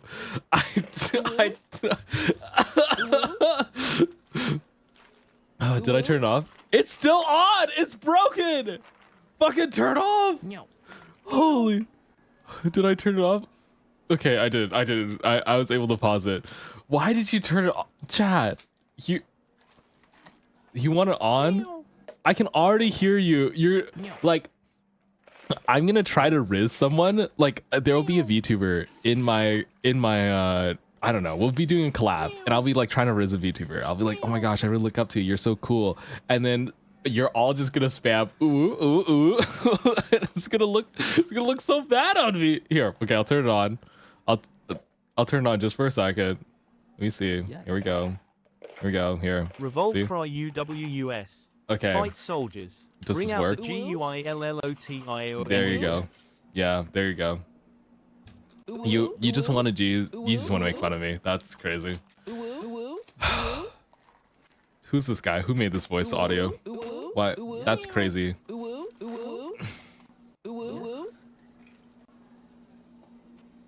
I'm in pain. I'm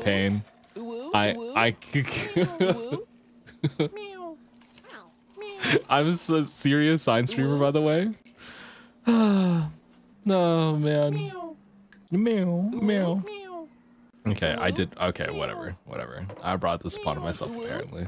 Apparently. All right. Okay, chat. If we are I'm the rat smash. Stop giving me a matching toggle as well. All right, chat. Tell you what. How about we behave? If we can behave for a little bit and we don't uwu, I'll leave So uwu this is what on. nature But you published don't scientists stop. get up to in their No, free no, no, time. no, no, no, no, no, no, no, no, no, no. They don't. They don't. Chad, if you're well behaved, you can help me pick out horror games for Halloween. All right. Next month is October, and I plan to play a bunch of horror games. Yes. Yeah. Yeah. If you behave, we can play some horror games. Pine, oh, welcome in. I'm glad you made it. Chat, please. Chat, please. Okay, let's look at some horror games.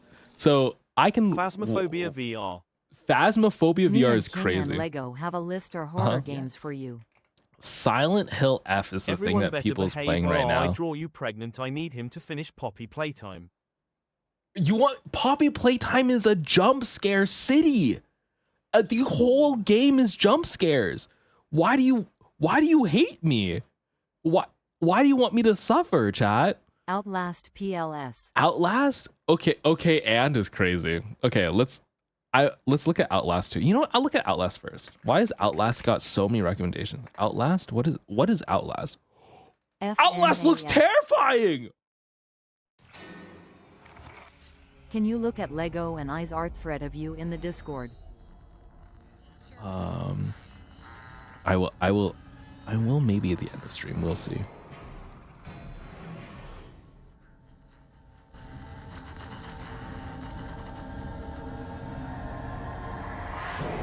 Every VTuber does the Chillers Art Parasocial, right? It's on my list. Chilla's art parasocial, right? I don't know what that If is. you do Outlast, maybe do What is Outlast 2, Outlast? but I think the franchise is too scary for you. You think it's too scary? It doesn't. It looks okay. I think it's fine so far. It looks decent. Like, how scary is it? How Anna, scary is scary? Think of the clips. Outlast 1 first. 2.7 million. Apparently, a lot of people like this. Still Wakes the Deep is so good. Still wakes the deep. Okay. Still wakes the deep. Okay. I'm scared. I'm gonna get just scared. I'm scared. It's not gonna happen. It's gonna happen. I'm turning down the volume. Oh, chat. True, Why do you Matthew, have to I do want to suggest? see Karbon legit cry from fear. Cry? I'm gonna be so honest with you. You can't handle Outlast. You want me to cry from fear? Is it that bad? Why do you want me to suffer? Can we do like something I think chill? you like the lore in Visage, but it is a scary game. It's not a Why lot is of it dark? jump scares, but it is a lot of horror. No balls to beat Outlast. Oh!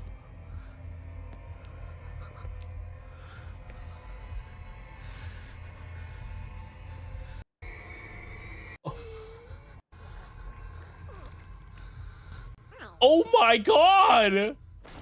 Ah!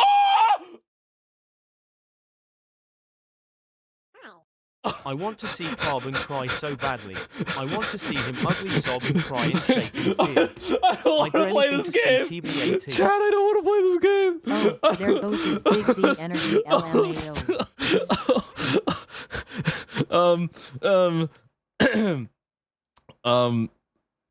Outlast. Do you think a VTuber has played Outlast? What did they do? Played for Halloween? Gara You ever Gura played played Until Dawn? Outlast? What the? 4 years ago. Do Outlast 2 Karbon. Please play Outcast for Halloween. Anything? Oh, I did. Okay. She's. Exit. Escape.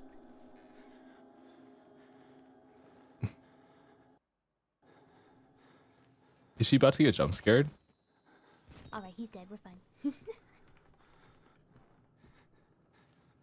No, the other left mouse button, Gita. Thank you. I'm scared. I'm scared she's about to get jump scared. I'm Watch scared. out. You should Watch play out. it. It's Play not Faith, that the bad. Unholy I don't Trinity. know. Faith, the Unholy Trinity. Okay, I'll take a look at it too. Oh, this is so bad. Come on. Let me under here. Wait, is there anything else I should look? I don't know, chat. I think I would fucking die. Okay. Okay. Please Karbon play it. Okay, it's on the list. I don't let's work up to it, chat. Can we not work up to horror Karbon, games? Do you we have to remember jump how to I the said you were craziest cute one? when you were talking about something you are interested in? You are also very cute when you're scared. No, Pseudos no, mug I'm Karbon, super 24 manly. hard I've Karbon, never been 24 afraid. HEADPAT. You know, it's just I am someone who likes to know everything, you know? I like to know and understand the world, and horror games are inherently the opposite of that. Okay? They are so opposite. It's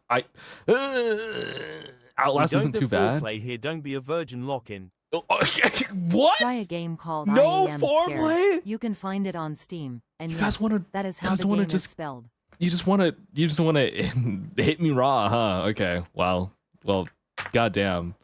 What should I do? Let's see. Play close to the sun. Play close to the sun is not this scary. Play close Yeah, to the that was so sun. manly when you lowered the volume but still paused and scrolled away at the jump scare. No, close to the sun. Is this the game? Store. A picture of large and rip Interesting. is a line no thicker than a wall. There's a lot of games. What other games do we want to look at? There was Apparently, this no pillow for you, Karbon. Outlast. Just bite your arm Okay. and go for it. That is crazy. You just damn, not even the pillow. Maybe a co-op horror game. Ooh, is there co-op horror games? Until Dawn. I've never played any horror games. Okay, except for the Poppy Playtime You and should Five do Nights at personal Freddy's. ghost stories submissions too. Okay, we can do that. Ghost stories are fun. Until Dawn remake? What? I also saw Resident Evil 2 in there. Where every decision The hell was that? and every single action I just saw someone at the cabin. affects your fate Very funny. Guys, come and the fate of those around you. Oh, this is like a decision game? It's like an Ouija board? Okay, this doesn't look too scary. Go get help now. This doesn't look too scary. This is fine. You live with the consequences. Oh yeah, I could totally live with the cons. Yo, I'm actually so fine with gore. I'm so fine with gore. It's okay. Slasher games, I'm okay with. Like, Eldritch horror is what gets me. Until dawn. You know, I could do Until Dawn. This is a good foreplay game, I think. Exclusively on PS4. Until Dawn, yeah. Phasmophobia and Demonologist are good co-ops. Okay. I do have Phasmo. I have Phasmo. I'll play this with my family. It's pretty fun. Oh, okay. Let's see. It plays off the theory of the butterfly effect. Oh, Should play Lurking. Karbon, just remember that when you get scared, Lurking. you can always hug Hebe. I hope I spelled her name correctly. You did, Scarcer and 4 there's Wiggle Karbon 24 Hard Karbon 24 HEADPAT. and there's no way I can hug her because she will run from me. She only likes to come when when she wants to. I don't get to decide that. She's a cat, you know? Lurking trailer. Successor. What is Hello, everybody. Broke for me. Wow, Markiplier has such a deep voice. I forget how like deep and suave his voice is. Oh, you do Buckshot Roulette. Hello, That's like a everybody. My fun name's game. Mark. I did it. Turns out I'm amazing at this game. Yeah, oh, you do Buckshot. That could be like a How are you chill, still silly alive? one. This one's not as bad. It has good vibes, but it's not scary. Oh, I also want to do No, I'm Not Human, something like that. Yeah, I want to do this. We could do a cozy horror movie night too. We could do a horror movie Karbon, night. it's okay if you get scared, just say it's for content. You're right. I'm actually faking the scream for content. I'm actually playing up all my fears. You're so right. You in here? Talk to him as much as you like. I think this is a good game to play as well. So I'll do not no, I am not human. Not me writing things down like a fucking nerd in my little nerd book. Yes, he's farming he's farming for content. Yeah, I'm clip farming. I'm clip farming. Yes. Okay, what other ones? There were some other ones. What are the other ones? Devour? Okay. Devour Lurking game? is based on sound. The louder you are, the faster the enemies find you and track you down. That's really bad for stream, no? No. Is this a multi... What? Hey Karbon, you wanna try Dead by Daylight? Unreefy 2 kill, Unreefy 2 kill, Unreefy 2 kill. Okay, what the fuck was that? I would shit my pants. If this came out at me, I'd actually shit my pants on stream live. I would scream for my mother. I would be like, that is... You can do buckshot roulette with up to 4 players, and another game I suggest is Dredge. Dredge. Oh gosh, there's so many options. And I think I will do Dead by Daylight. I've never played Dead by Daylight, but I can learn. I think it might be a fun game to try.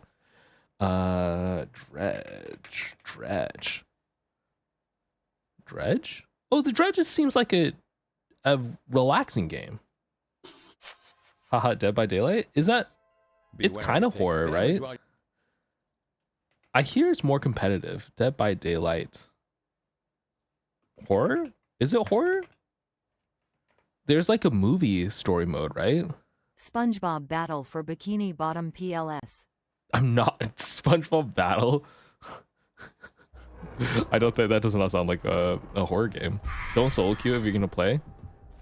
People are awful. Oh, I just mean okay. I'll get a group of people. In Devour, you with 3 friends have to collect a chosen item per map to complete a ritual and exorcise a demon. The possessed monster chases you and gets faster the closer you get to your goal. Honestly, I think Devour seems really fucking fun. That sounds like a really fun game to play with friends. Also, what about Silent Hill F? I think it's the new one that just released in the last day or two. Oh, there's a little review. Hey, we're back with another episode of Before You Buy. That show will give you some straight up gameplay and our first impressions 7 of Days the to latest Die games is a releasing. really good As multiplayer usual, it's me, zombie Jake game. Baldino, and today Oh, I we're love talking zombie about games. Silent Hill I should... F. This is Wait, chat. We should play Call of Duty Zombies. I haven't played Call of Duty Zombies in so many years. I think that would be a fun thing to just whip out. I mean, it's not really horror, but it's just like a fun, like, chill game that we could do. It's like a completely new Silent Hill game. And this is extremely significant. Not the because COD, other than please. short Let me message of the shoot Silent zombies. Hill 2 remake, the franchise has been dormant since 2012. Back then, with Whoa. Downpour and Homecoming, it felt What like the franchise fuck is was this? starting to lose its edge. You know, for anybody other than the hardcore fans, it never felt like the franchise quite lived up to that legendary run of Silent I Hill like Last of 1 Us, but through I think 4. it's a Obviously, little you can debate some too of that, but I'm long. just generalizing here. So I think with Last of Us Silent is Hill like a F, long they went 40-hour back to the gameplay. drawing board I can't play a game completely. that long. Like new time period, new setting, new character, almost a completely different type of horror and presentation in some aspects. So What the fuck to is not that? mince words here, right up front, Silent Hill's Return is really solid. It's a pretty good game. It's not quite incredible. It's weird and flawed and sometimes frustrating. Okay. But it also scared me a few times. It's dripping in really good atmosphere. Okay. Beautiful art. It's gonna scare great me environment many times design, then. And Wait, let me see how many hours does Silent Hill have? Silent Hill F hours. How long to beat? How long? 10 to 12. Okay, we could do that in a couple streams. I don't think it's that scary. I like the vibe though. Outlast looks like it would fucking ruin me. Out of all the games you suggested so far, I think I would literally be sobbing from fear if we played Outlast. The game that I mentioned, I Am Uh-huh. Scared, is like if you were to take an old school PC game, liminal spaces, and put it in a creepy art house like setting. Okay, let's do that. I am not scared, or I am scared. I am scared. I'm scared. The game that acts like a virus. Interesting. Horror games, for the most part, have been kind of the same idea. You walk around a dark place. For that, I like to mention the middle game is the thing. Ooh. Ew. Oh, here's that. Okay, when I open this door, there better not be no jump scares. Oh, okay, even better. I hate the door opens. I hate. Made better arrows. Oh, what's up? Nice to meet you again. Congratulations. You made it to the end. Okay, I hate this. I hate this game. There's too many opportunity for jump scares. You know, corners just terrify me. Any sort of corner at all is like, oh my god, what's on the other side? It just gives me anxiety. I really want to play Outlast now, but like, I don't know if I could do it. How long is Outlast? They've always been here.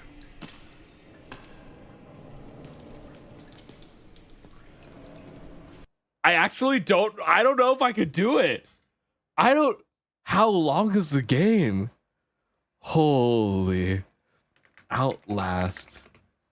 The Forest, game Sons length. of the Forest, 7 Days to Die, and Strobophagia are cool. It's about 5 hours to finish the game. Oh. Sons of the Forest. Isn't that multiplayer? I think I've looked at this game before.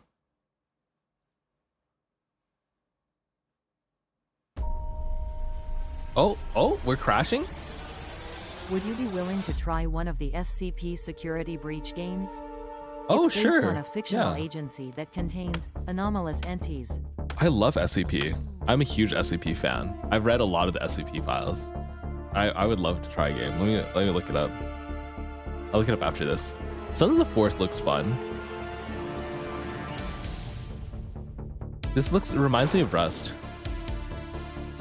It reminds me a lot like Rust, you know? What the fuck is that? Interesting. Is this multiplayer? Oh, you can dig too. Interesting. Okay. Look at the Faith Unholy Trinity. It looks like Atari games from the 80s. Sons of the Forest I don't know if that's is the vibe I sequel want to go the for. Forest, and it is multiplayer. Oh, I could play it with friends then. I don't know. There should be some solo games I think would be nice. Yeah, this reminds me of Rust. What was the other game you wanted to say? SCP Security Breach games. Oh my god, the cops are coming for me again.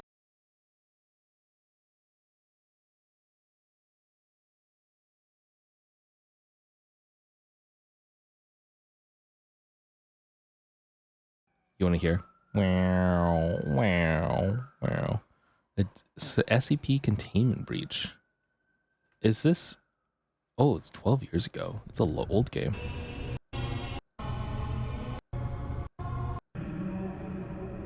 What is the game about? Look at these graphics. Look at these cute little graphics here. Is it terrifying? Let's see some gameplay. Markiplier has some gameplay. Everybody ready? Everybody all ah, more gas. Oh my god, 13 years ago. Okay. I'm okay. Hello. I'm okay. Oh, it seems scary as well. I'm okay. What kind of containment facility is this? This game is ancient. I didn't realize this. Look how young Markiplier looks here. That is crazy. Look at his little baby face. And his voice is different too and everything. Cute. DJ, hello, welcome and thank you for the follow. Yeah, we're just looking at horror games right now. And seeing like which ones we want to play. Oh no. Oh no. Okay. I'll tell you what, chat. I will play. Maybe I'll do one bit of Poppy playtime, but I will play Outlast, and it will be the last game I play. Okay? We'll play Outlast. We won't beat the game. I'll play Outlast for one stream on Halloween, maybe. I don't know. Maybe the day before Halloween, I play Outlast. Oh, I don't think I'd be able to sleep that night. I need to get a security blanket. I need to get therapy or some shit. So I think what we'll do is we'll definitely play Phasmophobia for sure. I think the No, I'm Not Human. I really want to play that game. Devour, maybe Devour. Definitely Outlast the end, just to see like if you. It's the one time that you can see me sobbing. Okay, you can see me crying, sobbing. Apparently, that's something that y'all like. Oh, and Dead by Daylight. I need to try out Dead by Daylight. I just have never played Dead by Daylight. I have the game. Someone gifted it in my Steam library. Karbon, hello, Sigma mom. Welcome in. Yes, crying Carbon. Yes, you like crying Carbon, sure. Yeah, you can feed on my tears. I don't see the thing about horror games is they are crafted Fun in fact. such a way that are so Mark's terrifying. voice has permanently changed from all the screaming over the years. Huh? Smiley face. Or, don't worry, Carbon, if you get scared, we can keep you company. Wait, you're telling me if I play enough horror games and I scream for multiple years, I can get a deep, sexy voice? Hello? Hello? Yes? I just have to give up my humanity. I just have to scream every night. Let's go. Did he get vocal notes? I don't know. Maybe. Maybe he has like some scarring or something. No idea. Sure. No, I don't want to play horror games that much. I'm only doing it for October. Just because y'all really want to. You really want to do it for October. I'll do it for October. Isn't TwitchCon in October too? On God bottle the tears and have chat bid on it LMAO. Pine? You want me to cry and bottle the tears to sell? Excuse me? You want Carbon tears for sale? Holy. Oh my. It's rent, okay? Oh my god. That is crazy. That is an insane. That is I mean, that'd be interesting. Okay. You want to talk about another thing that I've been thinking about, like speaking of selling things, like selling bodily fluids. I was talking to one of my streamer friends last night. And I was saying, what is the craziest, most clickbait thing you would do in order to get views? Like, let's say the views start going down. Like, how would you create an insane clippable moment in order to like really get famous or like make it so that you stop falling off? And I was just like, you know what I would do? I would buy the urine of some OnlyFans model and I would filter it using space station filtration techniques, and I would drink it on stream. That's my get out of jail free card. That's what I would use to not fall off. Because everyone's like, oh no, you can't filter piss, and I'm like, you can't. It's clear. Okay. Carbon, please never do that. All right, I'm doing it. I'll I'll drink it from a fan. Who cares? I don't know. Like, as long it's being filtered, okay? It's being purified. It does not matter. Chat keeps giving me this thing where it's just like, oh, you can't filter that stuff. I'm like, you're literally boiling off everything, so only the water remains, or you're boiling off the water, so all the bad stuff remain, and you get it, you know? Not a fan? What? Okay. Does that make it worse? It's Wednesday. Does it make it worse if it's a fan? Yes, it's Wednesday. Yeah, I don't know. What are your chat? What's your clickbait ideas? You got a clickbait idea? How we're falling off? How do we stay relevant? What's the one thing that we have to do? That would be a fun one.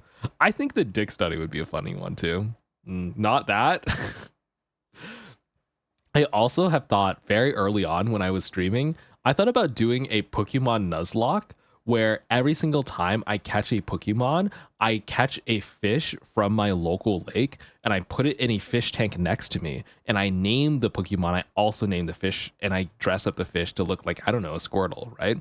And then if my Squirtle ever passes out or dies in the Nuzlocke, Breaking into the Pentagon I eat and the stealing fish. classified government documents.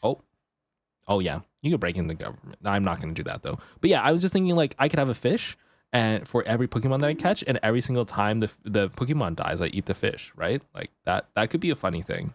But then people told me like, oh no, PETA will get so mad at you for eating the fish. But I'm like, fish are friends and not food. They are good food, okay? Fish are tasty. Some of them are tasty anyway.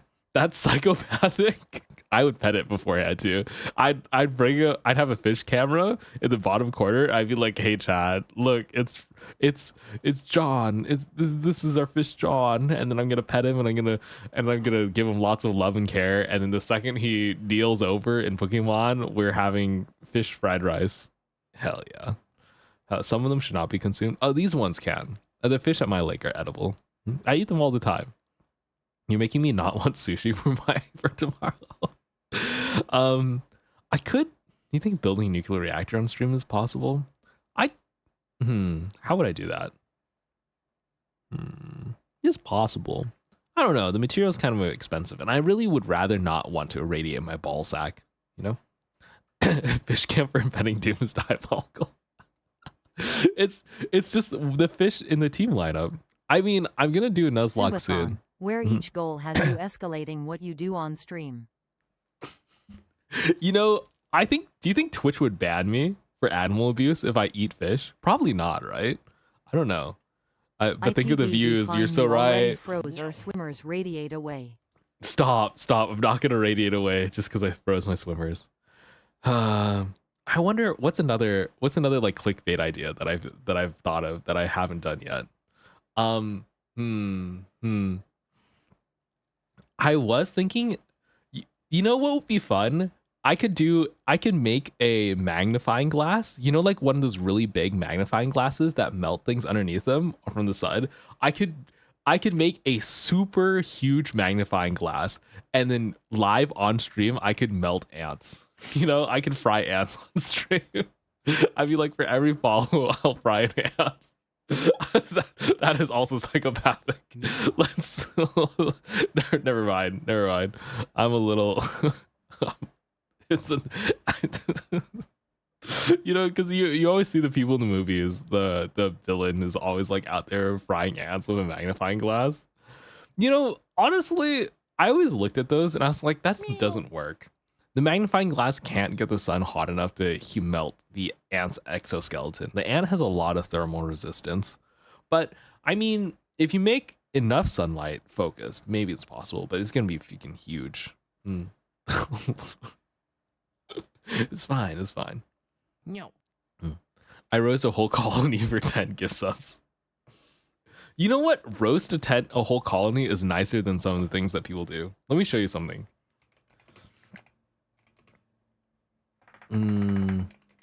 Molten metal anthill. Let me show you this. You haven't seen shit until you've seen this. I don't know if you've been here. This is crazy. This is casting a fire ant colony with molten aluminium. Have you seen these? Like, you think I'm a psychopath? No, look at this mean. shit. Unless they're fire ants, who are an invasive species in the US.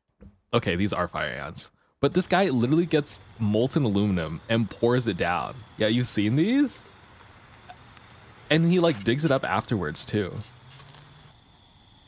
He just burnt an entire colony. Everyone here is fucking dead. He just destroyed the whole colony. Could you imagine? You're like a little ant and lava flows. That's a cryo thing. What? But there's like, you're just a little ant guy and magma molten steel is like flowing down and you're like, oh my God. And it's going through every hole and tunnel you've ever built and it wipes out your whole colony. It's crazy. Fire ants need to be eradicated. Yeah, they're really fucking annoying though. Okay, removing the cast. Oh, this is actually a smaller colony than I expected. Is this their cast? I want to see them clean it. Wait, now I'm curious. Sorry. This started off as Would me it help joking, if but we now I'm led curious. the ants with maple syrup and honey into an easy bake oven to roast them alive? That's more psychopathic, I feel. But yeah, you know what? You're so right, chat. Maybe they weren't home. They just weren't home at all. It's fine. Look at him cleaning his trophy. I bet this looks really cool though. Like you could then study and look at the structure. Oh. This is pretty dope. I do like look at all those chambers and everything. Huh. I'll interesting. Cool. Oh, and I assume he like sells this. This is the upside down ant colony. Aluminum coral. Yeah. This is ant coral. The bodies of a million ants, a million fire ants. Alternate ending to A Bug's Life. Some of the comments. Imagine some kid brought this for an art project. What would you call this? I call this ant suffering. Makes me sad. Okay.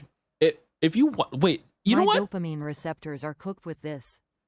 Fire ant. Invasive. Are they, how invasive are fire ants?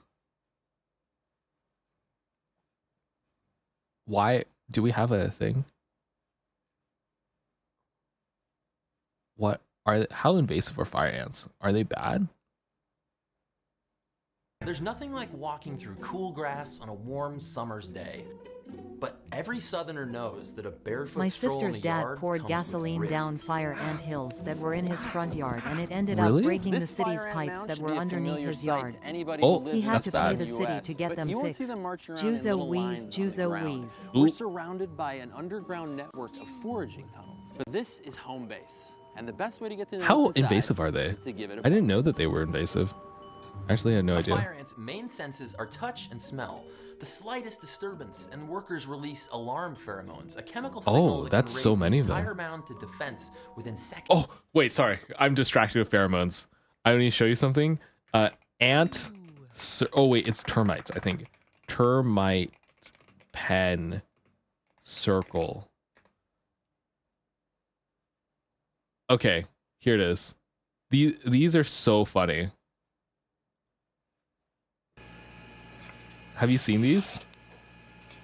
And the ant can't cross because the pen that you draw with the marker that you're using has pheromones or certain smells on the marker that tricks and fucks with the ant. Isn't that so crazy? Look at it. Look at it go. Oh, what a dumb fuck. Is there another one? I think there's... Have you ever seen that video of the ant in the pen? No. Ugh, I hate this edit. I hate editing styles like this. What is this? On a piece of paper. And the guy on YouTube, it's like got millions of views on YouTube, just with a biro, draws a circle around the ant. And the ant runs to the edge of the circle and believes it's trapped. And it will not cross that line. Yeah, because it's the pheromones. Looking down on it from a bird's eye view, you go, oh no, that's just a figment of its imagination. They do the same with a spider. They get a piece of paper, there's a little spider on it, they draw a circle around it. Oh, do spiders also It will not cross pheromones? that line. As the guy's drawing the circle smaller and smaller, he accidentally draws it so close to the spider that the spider steps over the biro, and then it can never ever in its life be trapped by the biro again. And you watch it just run off the page, and he's trying to... What? Is this... Oh, this is like a Karbon, life thing. guess No, who's back? that's weird. Guess who's back? Looks like AI. Yeah, I don't know. The editing is weird. Who's back? Oh, who's back? Oh, William Afton. Hello, welcome back. It's been a while. Nice to see you. Oh, you're just in time for October horror streaming. Yeah, the ants do get trapped in circles though, and they also follow circles. Wait, ant following pheromone trail.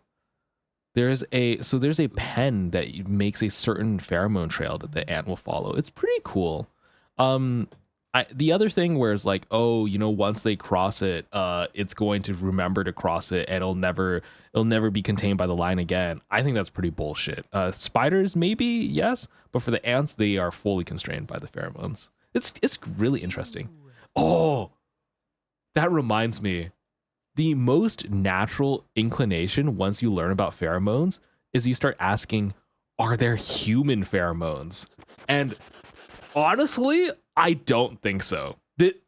I know some researchers who've been looking for the human pheromone for the longest time, where it's like, is there a smell that humans smell and makes us do something, right? And it's like, I think there's inclinations. Some people, okay, you're sniffing, okay, you're sniffing the pheromones.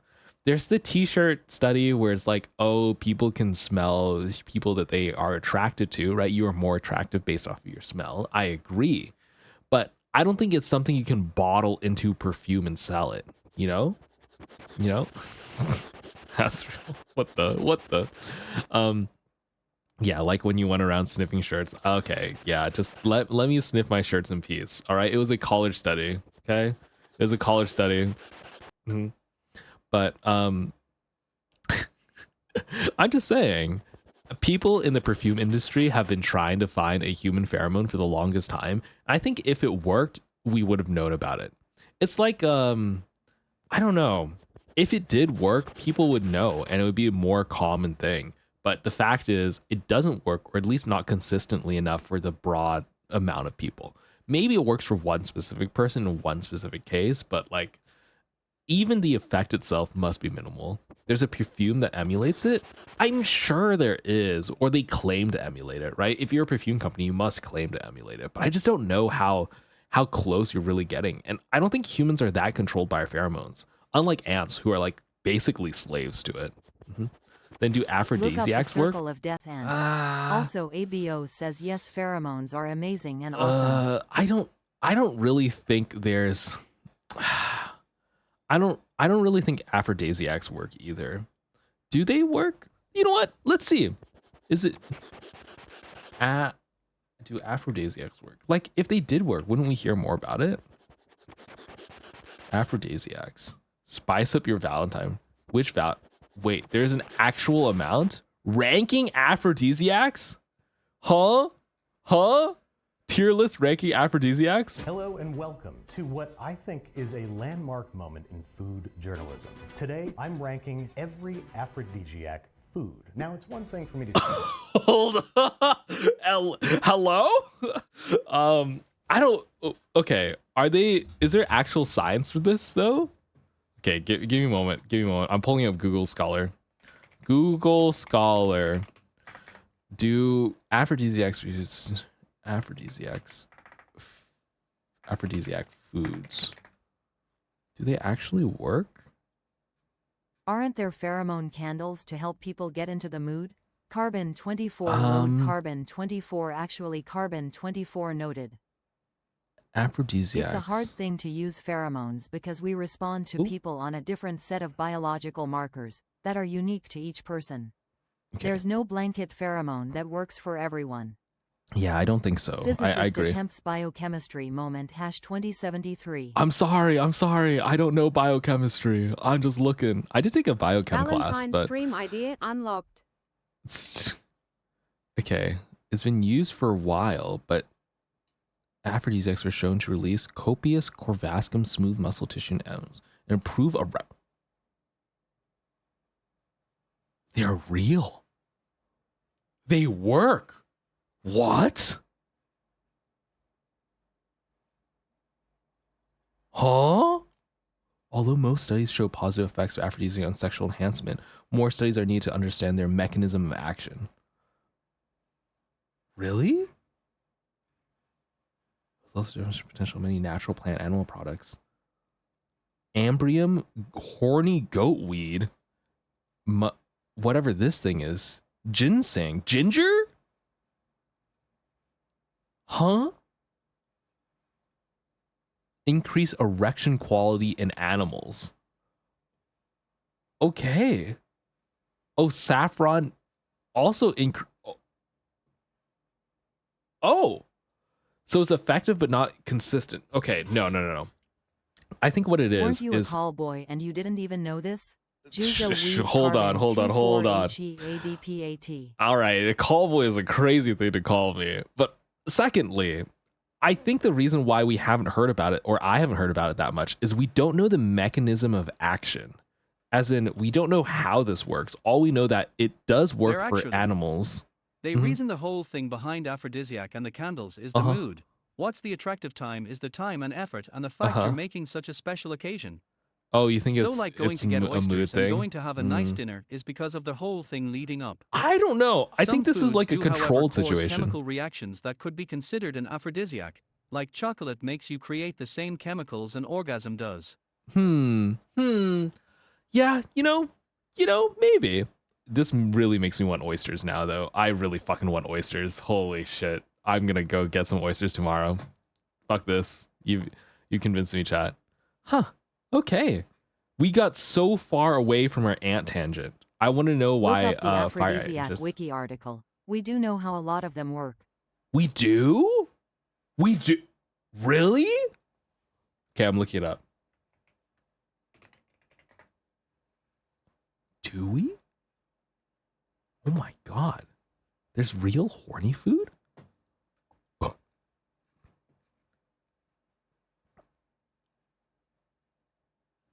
The derived chemical ambria increases testosterone concentrations, triggering sexual... Okay, it only works in animal studies, but it's likely for humans? Maybe? The gut of sperm whales? Glands of toads? Okay, human heart... A lot of these say human effects are unknown. Alcohol. Chat? Is alcohol an aphrodisiac? By the way, girl hyenas have penises, so I'd be interesting to see how the aphrodisiac affects them. You think what in chat? What in chat if you think alcohol is an aphrodisiac? Do you think so? I kind of disagree. You think alcohol gets you in the mood? That's crazy. I just want to go to sleep. Yeah, I think it varies with people. Nah. Interesting. Okay, wait. We got some people who do like wine. We got some wine drinkers here. It can. See, that's the thing. I feel like a lot of these, it can, but it doesn't quite always, It just can. Maybe.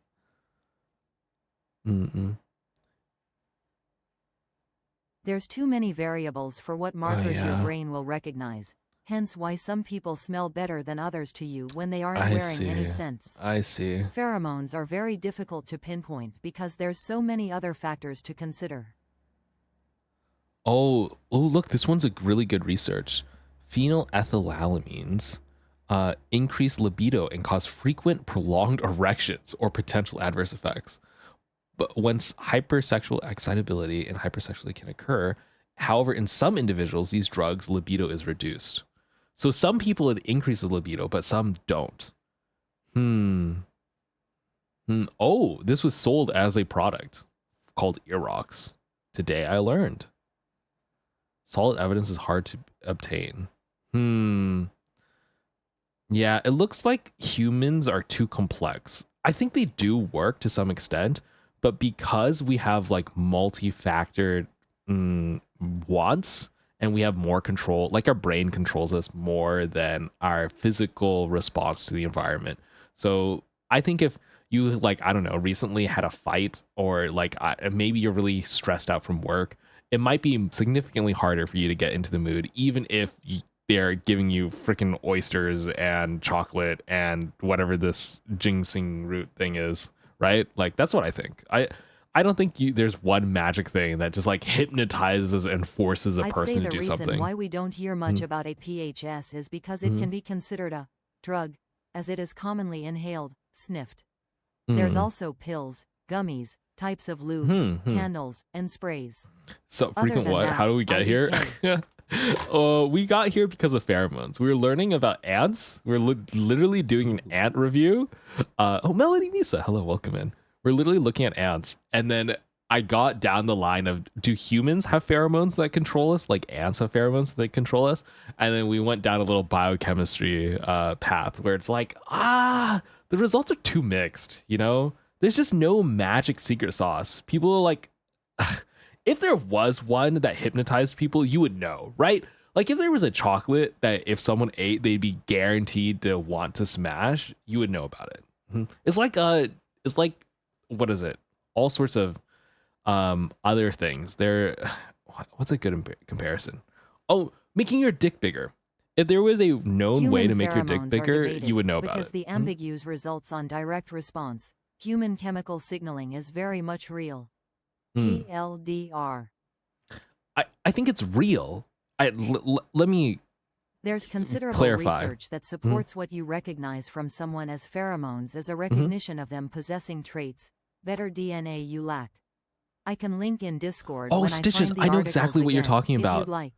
I know exactly what there's a shirt thing. The shirt study was where you would smell people, and if you found them attracted, they would have like blood factors that you didn't have, and it would be better for your kids. What are we talking about? We're talking about like trying to. Is there a human pheromone? Is there like a smell that you would smell that makes you do something? And I think it makes you predisposition to do it. Like it makes you lean more towards a thing, but it doesn't like guarantee that you'll do it. Whereas for some animals and certain other like creatures, it does guarantee. Yeah, like to have a smell do mind control essentially is crazy. I don't see that happening anytime soon. There's more data on that too. Oh yeah, I bet. I don't know. It's an interesting subject. Also, it seems like a bitch to study. This seems like one of the hardest things to study, but I assure you there's probably a lot of funding for it because the person who finds it would be wealthy if it does exist. All right, I want to look at invasive ants. I still don't know why fire ants are invasive. I argue biceps are an aphrodisiac. Oh, we're just putting our kinks out now here. Anything sitting still is now a target, so let's get out of here. A fire ant's bite isn't what hurts. Their mouths only serve as angers so they can curl around a sharp stinger and inject a dose of venom. What? A fire ant's bite doesn't even hurt? It's their ass? They're shooting ass juice into me? Today I learned. It's not, the bite is just to anchor down. It doesn't even hurt. Oh. Around a sharp stinger and inject a dose of venom. A painful reminder that they're in the same order of insects as I'm bees sorry, and I'm an wasps. uneducated ant enjoyer. I'm super Insect uneducated about researcher ants. Justin O. Schmidt developed a pain index for Hymenoptera venom, mostly by allowing himself to be stung over and This guy made a pain index by letting him be stung by every venomous. Oh my God. And you say dude is a masochist. This guy's actually insane. Huh? I have a fire ant hill in my front yard. Yeah, I don't know why they're invasive. Maybe they're just really, I don't know how they even got here. Yeah, this is the Schmidt index. Damn. Okay, he's doing it for science, I guess. over. The tiny sweat bee, for instance, is a 1, a tiny spark singeing a single hair. The bullet ant scores a 4, the most painful grade, like firewalking over flaming charcoal with a 3-inch rusty nail in your heel. I'm so sorry, Schmidt. You have really done a service to humanity to like characterize these, but also you need to get checked. You're actually insane. Fire ants only score a 1.2 on the Schmidt pain index, but they tend to sting multiple times, like this one did. It's already starting a local immune response around that venom. It's red. He let himself get stung too. It does not feel good. Within a few days, the cells will actually die. Isn't it and leave you because with a nice fire little ants white are from bump. South America? Carbon 24 load. Maybe they came in from ships? 24 load. I don't know. We're about to find out. Ooh, this looks a bad response. This looks bad. I will not be able to resist popping. The things I do for this show. These stings have made fire ants the target of pure, unadulterated hate in the southern US. But it's important to remember that just like us, these ants are an imported species. The red imported fire ant arrived in the US between 1933 and 1942, accidentally scooped from their home in South America, placed on board a ship, and dropped in Mobile, Alabama. They left behind a hard life full of daily ant warfare. But in Alabama, they found opportunity, few enemies, and a boy named Edward Wilson. E.O. Wilson would later become the world's leading expert in ant biology. But as a teenage scientist in Mobile, he recorded the first known sighting of imported fire ants. Over the next 2 decades, as Wilson and other scientists... Some guy who loved ants as a teenager recorded the first known sighting of a fire ant, later became an ant researcher. That's actually so cool. Wait, that's actually, I love that someone loved ants as a kid and then made it their profession. That is one of the most awesome stories. Good for him. Reported fire ants. Over the next 2 decades, as Wilson and other scientists watched these ants spread out from Alabama, Southern farmers went into full freakout. Uh-oh. Now maybe it was because I nation love still the had war music. on the mind, or the ants had red in their name, but the US stopped at nothing to eradicate them. Retired World War II bombers took to the air loaded with pesticide. What the? I missed this American lore in my history class. Is it that big of a deal in the South? They like weaponized and had propaganda? Holy. They were like, these ants are commies? Excuse me? They're saying fire ants are Nazi commies. That's goddamn. Retired World War II bombers took to the air loaded They with bring in the World War II indiscriminately bombers. showering the South with millions of tons of poison. We'd later learn that the pesticides used were many times more toxic than DDT. E.O. Wilson called the bombing campaign the Vietnam of entomology, and it was one of the inspirations for Rachel Carson's Silent Spring. In the end, aerial pesticides did do a lot of killing, but instead of fire ants, it was mostly to livestock, birds, fish, and native ant species. Nature hates. Oh, fuck. When have we as a species ever intervened into nature at a scale like this and have been successful? I feel like when I lived in Florida, they were so common. There was an anthill every like 10 feet. It was rough. Oh, that sounds bad. Like, I understand why we want to, but we've never successfully like fought with Mother Nature and won, right? Like, I think every single attempt where we try to terraform or do something has led to unforeseen circumstances that have made things worse than if we had just left it alone. When will we learn? I don't know. Part of me as a scientist, astronaut VTuber, I think we should continue trying, but maybe at a smaller scale, maybe do a little more research. I don't know. I don't think it's impossible. It's just, why are we so bad at it? Like, we're so bad at it.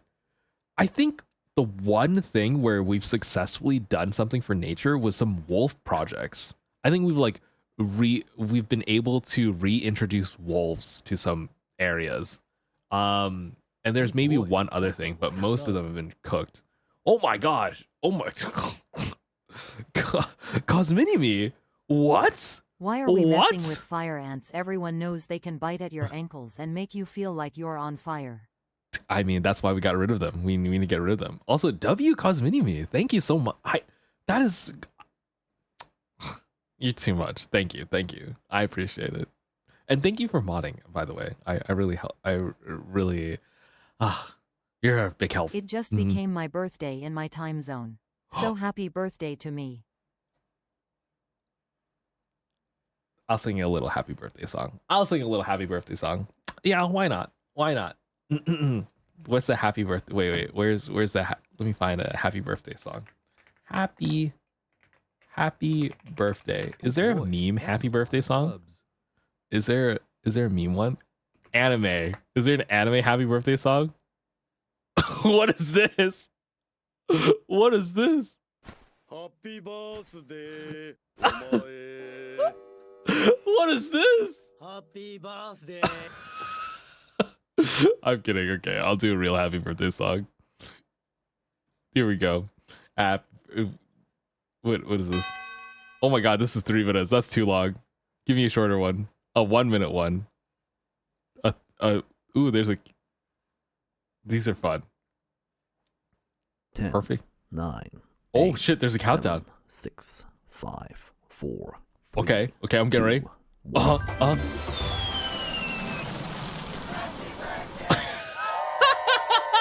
Okay, I didn't even have to sing. Nice. Happy birthday birthday to you. Happy birthday to me. Happy birthday to you. Woo. Oh my God, what is this? There's a song? Oh. Happy birthday, happy birthday, happy birthday to you. Oh my God, there's a beat drop. Oh my God. Da, da, da, da, da, da. Happy birthday to you. Okay, wait, I'm bookmarking that. That is an amazing happy birthday thing. Oh my gosh, I have to do that for other people's birthdays. That is so funny. I can't believe there's like a whole little like beat drop transition, a countdown. Oh man, I had everything. Yeah. Take care. Okay. All right, back to Fire Ants. Back to Fire Ants chats. Thank you for wishing them happy birthday. That's very sweet of you. That's very sweet of you. Fish, and native ant species. Nature hates a vacuum. By wiping out the native ants, we made it easier for imported fire ants to... Didn't you say you do voice notes for people? I would. I still have to catch up on it. I don't know how I'm going to do it because I don't get Discord pings for it. I need to set up a Discord ping so that I get reminded. Theo, welcome in. Advance. Oh, and also Kai Thok, thank you for the follow, and Erica, thank you for the happy birthday follows. If it's your birthday, happy birthday to you as well. All right, okay, we're going to killing ants. They've since spread from Florida to Texas, on to California, even to Mexico, China, and Australia. China and Australia also? Whoa. Fire ants aren't from Australia. We actually gave Australia a bad, scary animal or scary creature. That is, damn. They survive in Australia is crazy. Seems perfectly evolved for invasion. Yeah, I thought they were. Lies in how they reproduce. Hordes of winged males and future queens take to the air in massive mating flights. Pregnant queens then airdrop into new open territory free of competition, break off their wings and bury themselves to give birth to new colonies. But in many places, like here in Texas, a genetic variation has made some fire ants lose their territorial nature. Many colonies here are home to many queens. They're more densely packed than their... They've mutated? This is fire ants.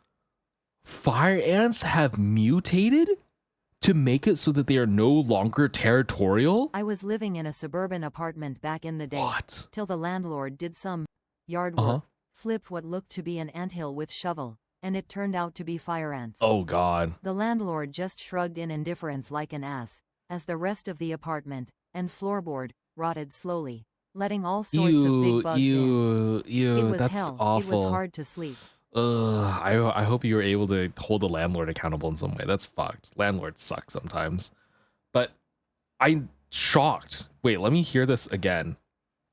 Give birth to new colonies. But in many places, like here in Texas, a genetic variation has made some fire ants lose their territorial nature. Oh, that's so bad. So ant lifespans are short enough, and there's enough fire ants where a random mutation occurred where they are no longer competitive with one another. So now they just live in harmony, leading to mega ant structures, and you have like fire ant colonies every 10 feet. Oh no. Oh no. That's we lowballed with the nature rule. And this mutation didn't even occur in Africa where the ants were. This was a thing that happened in America. Fire ants at my parents' home on my ankles. I survived clearly, but my dad spent a good freaking month quarantined in the backyard trying to get rid of them. Yeah, that's tough. I know a lot of people are allergic to ant bites too. Many colonies here are home to many queens. They're more densely packed than their territorial relatives, allowing them to spread like a creeping fungus instead of airborne seeds. And thanks to their tropical origins during floods, entire fire ant colonies can clump together and float. This is horrifying! What? Not only you have mega colonies because they evolved to have mega colonies, they float and fly? I swear to all the gods and goddesses, if they evolve to become the size of dogs or even fucking lions, I am taking the next ship to outer space and never looking back. Spicy water is crazy. This I hate it. Until they find a new home. They invade by land, air, and this? water. It's no coincidence fire ants and humans are constantly running into each other. Fire ants crave disturbance, and humans provide that everywhere we go. Think of it this way. If you clear an area, take away the natural vegetation, the first thing to move back in are weeds. And so it is with fire ants. Tiny animal weeds. Like weeds, they're more annoying than dangerous, but imported fire ants cost $6 billion every year, Oh, bro, they damaging build everything themselves from a living boat out of themselves to help the colony survive floods and swim across things. I saw a vid on it. I just Very interest and very UGGGH. it's very very UGH. Golf courses to electrical equipment where they sometimes nest. Eradication is impossible, but the answer to controlling them might come from their South America. Wait, hear me out. Hear me out. Ant genocide? Super virus? I'm just saying they lost the gene to be avoidant from one another. I think we could CRISPR some of the ants with a virus and then spread. Do you think that would backfire? You think if I make a super virus to kill all the fire ants, you think that would turn poorly to humanity in some way? Probably. I mean, but I'm just saying we could get rid of the ants. We could make a virus that only affects ants. It'll definitely backfire. It'll be fine. It'll only work for ants, maybe, you know? Them might come from their South American home. Tiny buzzing insects, barely visible to the naked eye. Ant decapitating flies. Forage flies, that's their technical name, are one of Invicta's natural enemies back home. They hover over unsuspecting workers, zip down, lay an egg inside the ant, and then fly away. That egg hatches, and a maggot crawls into the ant's head, eats everything inside, and eventually the ant's head falls off. I fucking hate the insect kingdom. They have crazy ass parasite things. What the fuck? You're telling me the natural predator to an ant is a maggot that eats it from the inside? The US had used napalm to basically have a psychological weapon. If there was resistance, napalm was the weapon to use. Another but more nefarious allegation was the US using biowarfare against communist forces. These allegations have split scholars to this very day. Yeah, I don't. This is fucking crazy. Sorry. I'm looking at the ant maggot thing where you like lay. I do think there was a virus being made for fire ants specifically, but I think testing killed regular ants, which is a no-no. What happened to that research? Because I heard about it years ago. Virus. Last of Us and Hollow Knight is more or less based off of these bug parasite ideas. Really, they're crazy. Oh, wait, chat. I'm not the first to think of this. The U.S. Agricultural Research Service is actually actively working on a super virus to kill ants. Hey, they're doing it right now.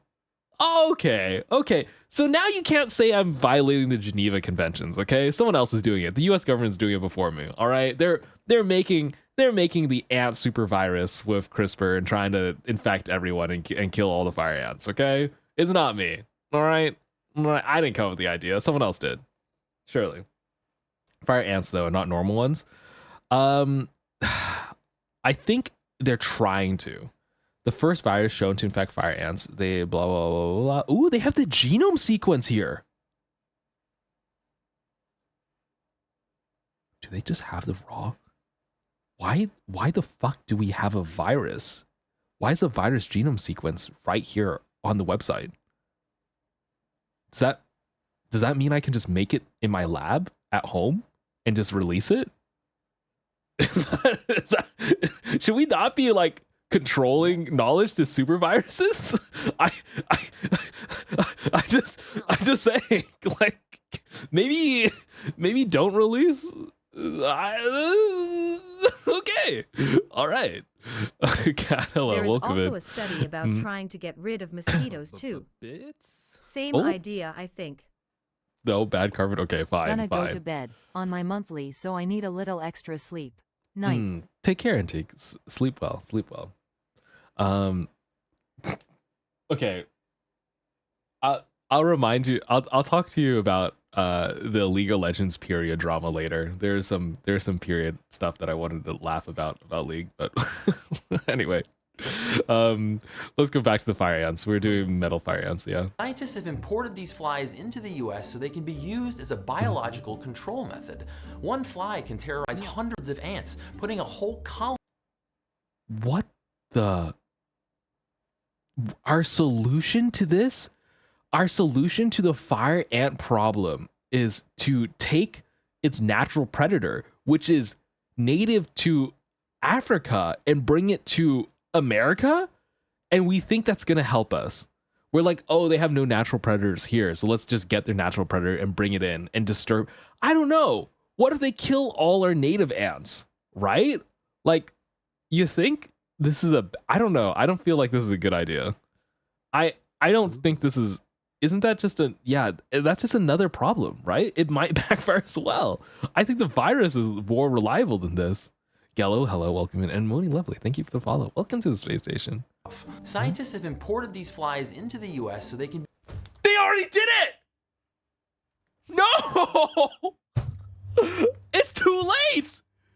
Silly fact. Zombie ant fungus, Ophiocordyceps unilateralis, is a species of parasitic fungus that infects ants and alters their behavior before killing them. Oh yeah, I've seen the is fungus largely ants. That's pan-tropical crazy. And primarily infects carpenter ants. Its taxonomy is contentious, with some research suggesting that each species of carpenter ant is infected by its own species of the fungus. It is not able to affect humans. Oh, interesting. Why shouldn't we mutate it to affect all ant species? Ants are important, okay? Ants are an important species, but now we just imported a killer ant species into America and just hope that it targeted only fire ants. That's what I don't understand. It's like, we didn't even, did we do research? Like, why are we just, let's go for it kind of vibe? That's crazy. Also, thank you for the follow. Welcome in. Be used as a biological control method. I can't believe they did it. One fly can terrorize hundreds of ants, putting a whole colony on the defensive. These flies are super specific to the species they attack, so scientists don't... Have you heard of the alien snail virus that makes the eyes of snails look like a disco ball? Kinda cool. Oh yeah, we can look at that later. The whole virus, like warfare-esque parasites that are in the insect colony are weird. With invasive species is not fun, because they have no natural predators in the new environment they flourish. So we bring in another invasive species that is their predator, and it never works out. By the way, look up the people that like Persive Ant Hills. The way they build their homes is so cool looking. Okay, I'll look at some ant colonies, but like, apparently they only target fire ants? Is that true? Hundreds of ants, putting a whole colony on the defensive. If they only target fire ants, super specific to the species are they specific? Attack, so scientists don't think they'll become a threat to native ants. Even if they say they don't think. Like, what if they're wrong? What if, just like how the ant colony had a mutation, like fire ants had a mutation here in America, what if their predators have a mutation and they start attacking all the ants, right? Like, don't think is like, we're putting our whole population, our entire ant population in America on the words of, yeah, I don't think they'll attack other ants. Like, is that enough? Are we confident enough in that? I wouldn't risk it. Like, okay, I feel like we're making problems worse. But even if forward fly control works perfectly, imported fire ants will remain permanent residents. The name Invicta means unconquered, after all. Just like the people who accidentally brought them. Unconquered is a badass name. In a strange land of opportunity, just trying to make the best of it. The bright side is that after decades of studying how to kill them, the fire ant now rivals the honeybee as the best understood of all social insects. And for all their stinging, they've taught us a ton about evolution, social behavior, we understand a ton about them. And of course, parasites that make your head fall off. Carl von Frisch said something about those honeybees that I think applies equally well to fire ants. They're like a magic well. The more you draw from it, the more there is to draw. And who knows, each time we walk barefoot through their little world, Maybe they've just been begging to be noticed. Stay curious. They are not begging to be noticed. They fucking should die. Holy. Everything changed when the Fire Nation attacks is one of the top comments. I don't know. I'm not a fan of these, and I'm not a fan of how we're handling it. I think it's a mistake for us to like import another invasive species and just hope that it takes care of everything. That seems way too optimistic for me. I mean, maybe it's just we know a lot about fire ants, but we can't kill them. Yeah, honeybees is another story because honeybees they die way too easily. There's a honeybee virus going on right now that's just killing all honeybees, and that's a big problem. Right? Can you believe that honeybees, which is something we care and want to keep, have a virus going around wiping them all out? Whereas fire ants, which we don't want to keep and we are actively designing a virus for, is still just kicking. They're fine. Like, is the irony is not lost on me. Oh, there is. Oh, yeah. Let me show you. Honeybee virus dog. The dog virus sniffer. Watch this. Look at this. Good girl. Here at Michigan State, we work a lot with honeybee bacterial diseases and other pests that affect honeybees. One of the projects we're excited about is working with Maple, who we are training to detect for the honeybee disease American foul brood. Can you believe that? They're training dogs to be able to sniff bees and tell whether or not a bee has a disease so that you can import and bring in your new bees into your colony. The dog has a little bee suit and is just going around and sniffing bees. It's like this colony has a disease, or this colony doesn't have a disease, and apparently it works. It works. It's pretty much the same across the board, whether you're training our narcotics dog or explosives dog. You take the target odor, you present it to them, and through a series of systematic and repetitive training, they're the dog super starts docile, to learn honeybees. to correlate the target odor with something good is going to happen. Maple. Oop, I am not usually a fan of mixing species DNA. Much like with humans, can't we if a isolate dog the is going to DNA be strain in that an make fire active ants bee so yard, damn they hardy need and to add wear it to the bees? same Can we add the DNA strand of fire ants to the honeybee to make the honeybee stronger? Well, you want to know what happened? You want to know what the last thing that happened when we tried doing that? I'll show you. I actually remember this.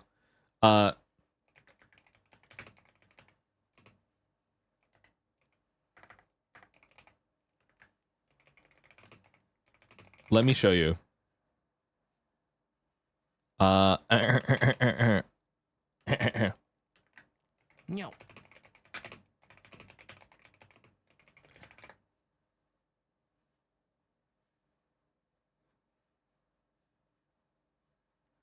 Okay, I got you. Are you ready?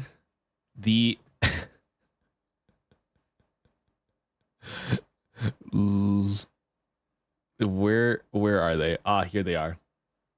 For untold millennia, the great rainforests of Central America have been kept alive by one of... Where's this? He's searching for evidence. And the things that make all the plants reproduce. 2 of them escaped. Victims for a quarter of a mile. But Rubik... I'm trying to find it. So there are honeybees that have been genetically changed or bred in order to make them more hardy. We as humans have fucked with them in order to make them stronger. And because of that, we've also made them extra aggressive. The Africanized bee, a hybrid of the western honey bee, is one of the most aggressive insects in the entire world. Breeders crossed European honey bee subspecies with East African lowland honey bees to produce the first of them. Many hives have escaped confinement over time, spreading across North and South America. And they're killer. They are They're like super significantly more annoying. aggressive than other western honeybee subspecies, and they are probably to blame for thousands of fatalities. Africanized honeybees swarm more frequently than other honeybee subspecies. So this is just us from crossbreeding. So I don't know how we feel about mixing bees. I'm just saying every single time humans have fucked with nature, it has not turned out well. And this is one of them. Yay! Yay! So I like your idea about mixing bees to make them stronger, you know, like that's not a bad idea. Other people have had that idea, and for some reason it always ends up poorly. Our poor grandpa got swarmed by these and survived. Oh, they are really dangerous. Yeah, they're super dangerous. Protective It's equipment crazy. as people do. But this dog is bee cute. suit is still a work in progress. You can't buy them on Amazon for dogs. I'm going for whatever works the best. There's So been cute, though. some I really altering like the cute and dog testing seat. and that type of thing. She's comfortable and working in it. You know, fortunately for Maple, I her love Maple. drive exceeds her. Why am I wearing this suit? Why am I doing this? She also wears boots because She has the little quite booties. often in a bee yard there will be bees on the ground and we don't She has want little her stepping booties. on them. Oh my gosh. It's a cool project, but I was over the moon excited. Wait. It's a cool project on the ground and we don't want her Wait, stepping I just on missed them. that. An injury on the job forced Maple to retire? Oh, as a canine. Okay, she used to be a police canine, but now she's a bee canine. Okay. I thought she had to retire from her bee sniffing job, and then I would have been really sad. Okay. She used to be a cool canine. Project, but I was over the like a moon police excited unit. because Mhm. my dog would still have joy in her life. Aw. The idea with the dogs is that they can work as a screening tool. So we have beekeepers that have, 5,000, 10,000 colonies, and it's very hard to go through them with enough rigor to actually see all of the disease. Yeah. You Our can't test every goal single is one. to work with Maple, have her trained up, but really to video and document the whole process, and working with Sue to write it up Cute. into a book so that other people can use Oh, our they're gonna training with teach other people Maple how to do train it. their own dogs. Oh, this is like a case study. That's cool. That's cute. That's really cute. I like this. All right. Okay. Oh my God, chat. Look what I got recommended. Holy shit. The YouTube algorithm has heard me. Let me take you on. This is real space food versus fake space food. I just got recommended a space food video. An epic journey to the heart of the galaxy. What is this guy's that's, voice? That's just an ice cream sandwich. A space ice cream sandwich? I mean, look at Oh, that hell astronaut. yeah. Oh, hell yeah. Mythical algal pole. That computer heard me? Yeah, okay, we'll watch this one. I'm curious now. Let's go. Space food. Adam. Yeah, you recognize him. Adam Ragsu. I can't even say his name. But I'll copy. I'll send this link. Here's a link if you want to see it. Oh man. Okay. I always see these astronaut ice cream things, right? They're like freeze-dried ice cream sandwiches. There's no way this shit goes to space, is there? Like, this shit makes so many crumbs. I've had it once as a kid, and when you bite into it, it like makes dust everywhere. There's no way this is expedition safe. So I don't know why they advertise it as astronaut space safe, right? Is this fake? I don't know. Cream sandwich. I mean, look at that astronaut. He's gonna love eating that thing as he explosively decompresses. I hope I'm not ruining anyone's childhood by saying that astronaut ice cream has probably never actually been eaten in space. In fact, it would be a terrible food for use in microgravity. Okay, Real I was space right. food is Okay, a lot I more was like right. the I MRE was right. rations you eat in the army, and you can see why they don't sell that at the Smithsonian gift Hell yeah. Oh my God, look at this juicy, yummy space food. shop. So how did this come to dominate the imaginations of space-obsessed kids like I was? Well, when the US and the Soviets were planning the first crewed space flights, no one knew if it would even be This is possible like in all their to gift eat shops? in Yeah. space. Gravity plays a big role in pulling our food down our throats and through our systems. In the absence of Earth-type gravity, they were afraid that maybe food would just kind of float inside your esophagus, like, you know, ink floating around inside a pen, and it wouldn't come out the bottom end as intended. Also, that's actually a problem with the pens. The ink would float in the middle of the pen and it wouldn't actually write. That was a huge deal. And so there was a lot of concern about people eating and surviving with the food. We now know, though, that our esophagus is strong enough to just push the food through, even in the lack of gravity, which is nice. Intended. We spent millions of dollars developing a pen for the astronauts that would work in zero gravity. You know what the Russians did? Used a pencil? They used a pencil. Yeah, that's actually an urban legend perpetuated by the West Wing. Legend. First of all, using a pencil is bad, okay? Chat, I made a short about this. Using a pencil is bad because you get tiny shards of graphite, which is flammable and electrically conductive, that go all around the space station. So actually a pen is superior. You should use a pen if you can, and you need to spend research money to make a pen that works in zero gravity. But it's possible. You just need to use like some capillary action. You need to not rely on gravity, and that's fine. It'll work. Most of the cost of developing the space pen was borne by this private company, Fisher, because they knew that they would be able to sell it to space-obsessed kids like me. Bingo. Secondly, And NASA didn't spend the millions of dollars to make the pen. They're right. So a private company was just like, they were smart enough to be like, hey, if I make a space pen and I give it to NASA and they use it in space, I can sell a fuck ton of these. And they were right. They made millions of dollars from this pen. So they they spent a bunch of money in research to make it work in space, and they just gave it to NASA essentially for very low cost. And then now they sell space pens for generations. I had space pens when I was a kid. Now I want one. Yeah, these are real space pens that are used. Well, not this exact pen, but they are used in space and they do work. They just like function like regular pens. They're kind of interesting to hold. I have one or two. They would be able to sell it to space-obsessed kids like me. Bingo. Secondly, the Soviets also switched to using pens because pencils are highly flammable, which is, you know, not great inside a spacecraft. There we go. Also, there we go. The graphite kind of chips and turns into dust that floats around inside the capsule. Oh my God. That's not great. Pre-watched. I actually pre-watched this video. Crazy.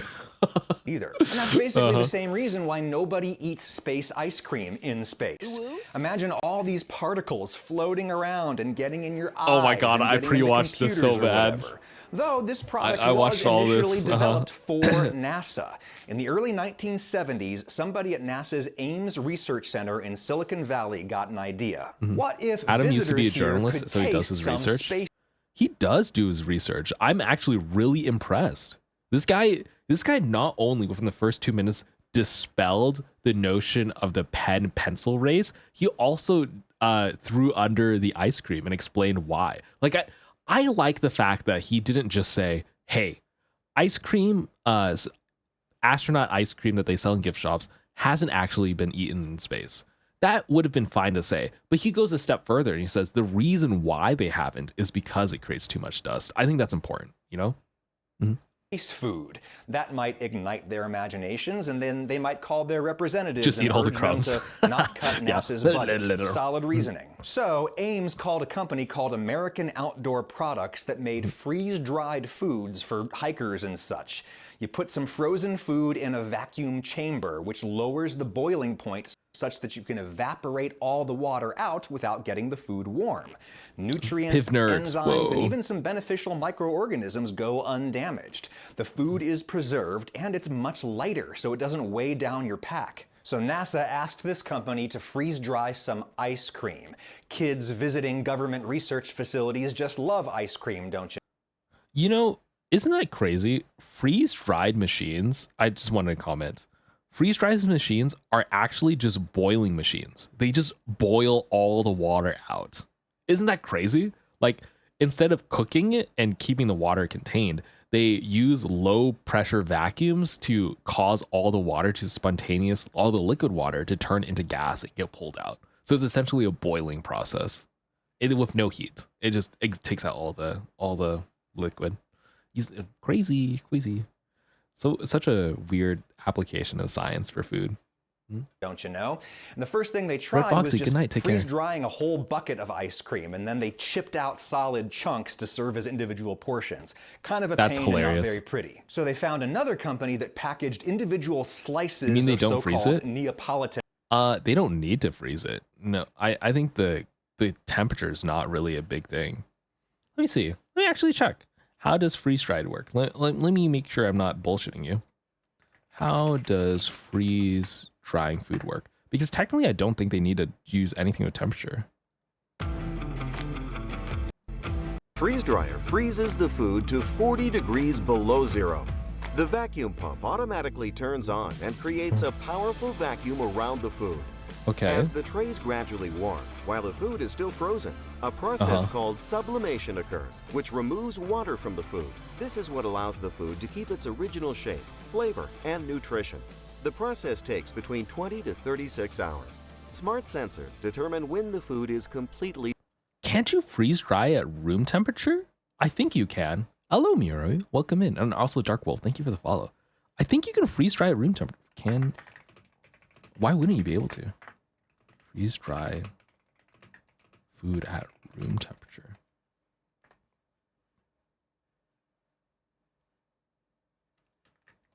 Can you freeze dry at room temp? Or why does freeze drying occur at low temperature? I don't think you need low temperature. Oh,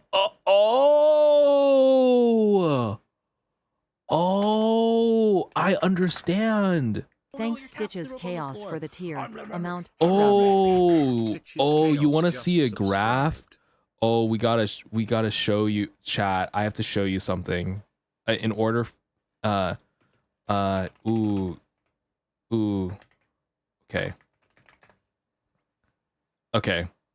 I have to show you an image. You're gonna have to look at one of the old science images that I have. Have you seen this image? Do you remember this, chat? This is what they're doing. So there's something called sublimation, where a solid or liquid water can directly go into gas. That's what they're trying to do. Yeah, these tri-pasty charts. So they need low temperatures so that they can get solid, which is the ice. So first they freeze it so that it goes into ice, and they instantly turn the ice directly into gas at low pressures. That's what they're doing, this transition right here in the bottom. So they do need it to be cold. They do. And I think the reason why they don't want a liquid boiling into a gas directly like this with the higher room temperatures is because as the liquid leaves, it kind of destroys the structure a little bit. Whereas the solid here, it creates like the ice creates some structural support to the object that you are freeze drying. And then when it turns directly into a gas, it doesn't destroy it, you know? Whereas with liquid, the liquid volume and the gas volume are very different. And I think as it's turning, it probably ruins things. Okay, now we know. All right. Ice cream, chocolate, vanilla, and strawberry side by side. Slices or sandwiches have a lot more surface area, so they're easier to freeze dry, and you can package them whole. Eureka! This is real ice cream. Milk, cream, sugar, normal stuff. If you look close, you can even see the airy texture produced by the churning process. This is basically how they freeze dry brewed coffee into little flakes that you can simply reconstitute in hot water. It's surprisingly not terrible, though not nearly as good as what I get from Trade Coffee, sponsor of this video. Get a free bag of coffee with any subscription purchase at drinktrade.com/Ragusia. Welcome back. What kind of coffee does Trade carry? Not a one. Trade is not a coffee warehouser. They're a coffee discovery service. Okay. They search these United States. Holy coffee ad. Holy shit. This coffee ad runtime is like a minute straight. Dear God. Well, you know what? It's fine. They help pay for the really fancy video. I'll deal. Anyway, freeze-dried food was and is eaten by real astronauts in space. It preserves a lot of nutrients and it reduces the weight by taking out all of the water. That's really important when you're... Wait, I'm surprised we eat freeze-dried food in space because doesn't the... I worry that the crumbs, maybe it has to be small where you have to like put it in whole, right? Like you have to like just pop it in your mouth like a candy? Sending up payloads into space on rockets at enormous expense per gram. But real astronauts usually it's reconstituted. Constitute the food in warm water before eating it, both to make it more palatable and less hazardous. If some liquid food gets loose in the space station, it stays together in a single floating glob because of surface tension. I see. Okay. You don't actually crunch on freeze-dried apple slices or something like that. You have your apple slices freeze-dried and you add the water in space. Okay. Got it. Water is more attracted to itself than it is to air, so it holds together until a stronger force breaks it apart. In contrast, dry foods send tiny little particles spewing everywhere, and that's why bread is not allowed on the International Space Station. No you bread. could reconstitute the ice cream inside a bag of hot water. Check out all the air inside it bubbling out as it is displaced by water. But because ice cream is a liquid at warm temperatures, and because it's full of sugar, it just dissolves into an ice cream soup that isn't terrible, but they just have better things to eat in space these days. Oh, that looks awful. That looks fucking... Could you imagine getting some ice cream and it's basically a soup? It's not even a smoothie. You don't even get like a milkshake. This looks bad. Can we let them eat cake? I don't think so. It has to be liquid mostly. Like most of the things they're eating are liquid. I remember an astronaut snuck food in the space station. Oh yeah, I do remember that. Sometimes you can sneak food up there. There's like a personal box that you can put your personal items in, and some people put in food, but it's a risk to everyone else on board. I think it's really poor taste. Honestly, you should not sneak food onto the space station, because if the food you sneak on could harm everyone else, like you can crash the fucking International Space Station. You don't want that. Days. And of course, it turns out that you can eat and digest successfully in microgravity, because the pumping action of your digestive system pushes everything through. Unfortunately, you do need gravity to pull your sinus fluids down. Who cares? So, it's going when out you're of space, commission in 5 years anyway. Nikki. Oh my gosh. You need to survive your trip, all right? Also, he's talking about the microgravity of sinuses. That's a huge thing. So when I did go to some NASA facilities, astronauts always say they like spicy foods. They pretty much always prefer drenching whatever they're eating in hot sauce and pepper and whatnot, because they can't smell shit. When you're in space, when you're in zero gravity, you can't smell. Like, you are stuffy nosed 24/7. It is just one of the things you have to deal with. If you don't like having a stuffy nose, I'm sorry, you're not cut out to be an astronaut. Astronauts have to deal with stuffy noses the whole time. And so they really like spicy foods, because it actually gives them a sense of taste, because they lose out on smell entirely. To get congested, and that blocks you from being able to smell your food as you eat. And it's smell rough. is at Being least an astronaut's rough. Hence, real astronauts tend to prefer spicy foods and other very strong tastes that they can pre-watched? I actually pre-watched. That's crazy. Why is this guy in my head? He's actually in my brain right now. That's fucking but yeah, the sinus thing is a really big issue. Rewatch the bit. And perceive in their mouths without the aid of the olfactory system. The milky aromatic qualities of ice cream would be wasted on real astronauts. The only documented case of freeze-dried ice cream ever going into space was on the Apollo 7 mission. It's listed on a menu document. It would have been an earlier version of the product developed by the Whirlpool Appliance Company. But a few years ago, Vox.com called the last surviving Apollo 7 crew member, Walt Cunningham, and he said that he didn't remember anyone actually eating it. Oh my god, not the journalist fact-checking and being like, I called the last surviving astronaut, I asked them, did you ever eat it? And they said no. That's the biggest call out of all time. Holy damn. Devastating. Cunningham, and he said that he didn't remember anyone actually eating it. This version was made specifically for Earthbound gift shops, and I am not complaining. The gift shop at the Smithsonian Air and Space Museum is basically the happiest place in the world to me. My dad used to go to DC on business trips, and he'd bring us back ice cream and space shuttle toys. I've never been and I've been to the gift delighted shop to here. continue that tradition I'd love to with go. my kids. Wait a minute, Atlantis? No, we are an enterprise family around here. Much better. Now, real astronauts have eaten normal ice cream in space because they've got a freezer aboard the ISS. I think there's an old-timey video. I can show you how they shower in a bit. Yeah, I won't spoil it, but the way they shower, some of you will think is gross. Okay, I'm just gonna tell you. Now, yeah, the water inside the ice cream weighs a lot on the rocket, but you have to send some water up to them regularly, right? And whatever water the astronauts ingest in the form of food, they just pee out again, and pee gets filtered and reused on the ISS, so it's fine. Yes, we the send filtered up pee. wet foods all the time now. Filtered pee, all let's that go. Explains why astronauts have not and probably will not eat astronaut ice cream in space. Still tastes pretty awesome, though. Tastes like progress. Okay. And optimism for the future. Those are good things. Okay, let me see. I'll pull it. How do astronauts shower in space? I think there's literally a video of them talking about it from NASA. Oh yeah, here we go. Here we go. Oh wait, that's a wash hair. Let's do showering. Oh my god, the audio. This is so... the editing. Well, we can't take a normal shower because the water doesn't know how to find the drain. So we don't have a regular Yogurt's shower. probably fine, What we do actually. instead is, clean up with some soapy water, and a wash towel of some type, a washcloth of some type. And let me just show you how that works. That's right, chat. You don't shower in space. You just use wet towels. That's what you do. Mm-hmm.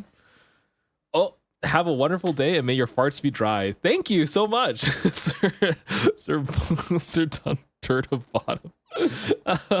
Yeah, it's literally a rag. Warm water, and this is already pre-mixed, where that's a little bit of a special soap. Mind you, remember this man here that we're watching this from has not eaten bread in like 3 months, and he's had a clogged nose for the past week minimum. In the water pouch, then we add a little water to it. I'm just thinking about this. The more I learned about what astronauts had to go through to be in space, the less I wanted to be an astronaut. Like, IRL astronauting is tough. This is not even the worst thing. Get the wash towel I would say wet. pooping is probably the most violating one. It's a little bit like camping or taking a sponge bath, except it is warm water and it feels good and it gets you clean. He's saying it's warm water. Chat, he's coping. Hey, DJ or just salty here. I have joined your Discord server, so expect me to do some still improving fan art for a long while. MWA ha ha ha ha ha ha ha ha. Ooh, yeah, enjoy the fan art channel. I love it very much. I love all the fan art that I get. I was saying he's coping. You see here how he's saying, oh, the water feels nice because it's warm, Chat, it's not warm, okay? It's lukewarm. It's like, I don't know, it's room temperature kind of lukewarm water. They don't have a way to boil water on the space station, okay? Everything, all their heating element, their microwave is a low wattage microwave in order to conserve power, meaning their heated water is very minimally heated. This is minimally heated just for the bareness, the bare essentials. Yeah, it's legit like camping. I think that water is cold AF. That water is like room temp. It's not it's not cold, but it's not hot either, okay? So he's coping. I'm just letting you know he might be saying that it feels nice and not too bad. Man's been in space and he's trying his best. When we're working out twice a day, very, very often twice a day, it is important to get... Oh, also, yes, you have to work out twice a day, because if you don't work out, you're going to die. Your muscles are going to degrade because they're not being used. So he has, oh man, I have to work out twice a day and I can't do a full body shower. As well as maintaining health. It probably feels warm compared to coldness in space. Yeah, maybe. Of staying clean in space. It's also good just because you feel better to wipe off the, of course we don't have we're not working outside. The temperature in the space station is cool and controlled, and the humidity is also moderately low also. So it's a very comfortable place to live. You don't sweat a lot, and need extra showers because. You want to see how people wash their hair too? I like this one as well. Hi there. I've had a lot of people ask me how I wash my hair in space, and honestly, I'm surprised they have long hair in space, but they make it work. So I'm gonna be very cold in the space station and wash with lukewarm water. I think I lose my goddamn mind. Hey, they let you wash your hair too. Let's watch the hair wash. Show you how I do it. Let's see. To get started, look at these little water tubes. A bag of warm water, a little no-rinse shampoo, towel, and my comb. What I like to do is start by just I love the zero gravity hair. Squirting it onto my scalp. And I have a mirror here so I can watch what I'm look at the water go away. Okay. Also, water drifting off into space like this is actually fine. Because this drinking water it's purified drinking water. It's more pure than the water you get at home and out of your tap water. There's no added elements at all. It is pure H2O. And there are recomposition modules essentially all over the space station that will take the water that's in the atmosphere or in the air and turn it back into clean drinking water. It'll refilter it. So if they lose some, it's wasteful, but it's not going to damage any equipment and it'll be fine. As long as it doesn't fly directly into an electronic. Sometimes the Also, did you notice that, chat? They have a mirror here and it's a Velcro mirror. That's a Velcro mirror that they're readjusting. Is that not hilarious? And you try and catch as much as you can. Then I just work the water up through to the end of my hair. Amazing. And I take my no-rinse shampoo and squirt it also on the scalp, just a little bit, and rub it in. Again, kind of working it out to the ends. I wonder how smelly they are after I'll this. actually take my comb to help work it all the way to the ends. Kind of unrelated, but you'd be interested in watching Hidden Figures for movie night? Yeah, I would. I really want to watch Hidden Figures. I think it's a really good movie. I haven't seen all of it. I've only seen the first half. You kind of need to use the towel a little bit to help get some of the dirt out. I like to follow that by a little more water. It's called no-rinse shampoo, but I think it's best if you use a little water with it. I agree. I would not feel comfortable just leaving shampoo in my hair.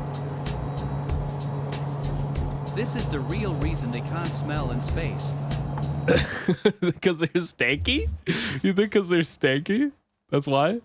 Ooh, Chris Hadfield. Ooh, he has a space of brushing. Well, let's talk about how to brush your teeth in space.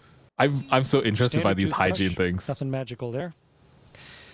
But we got a few different things. We don't have running water.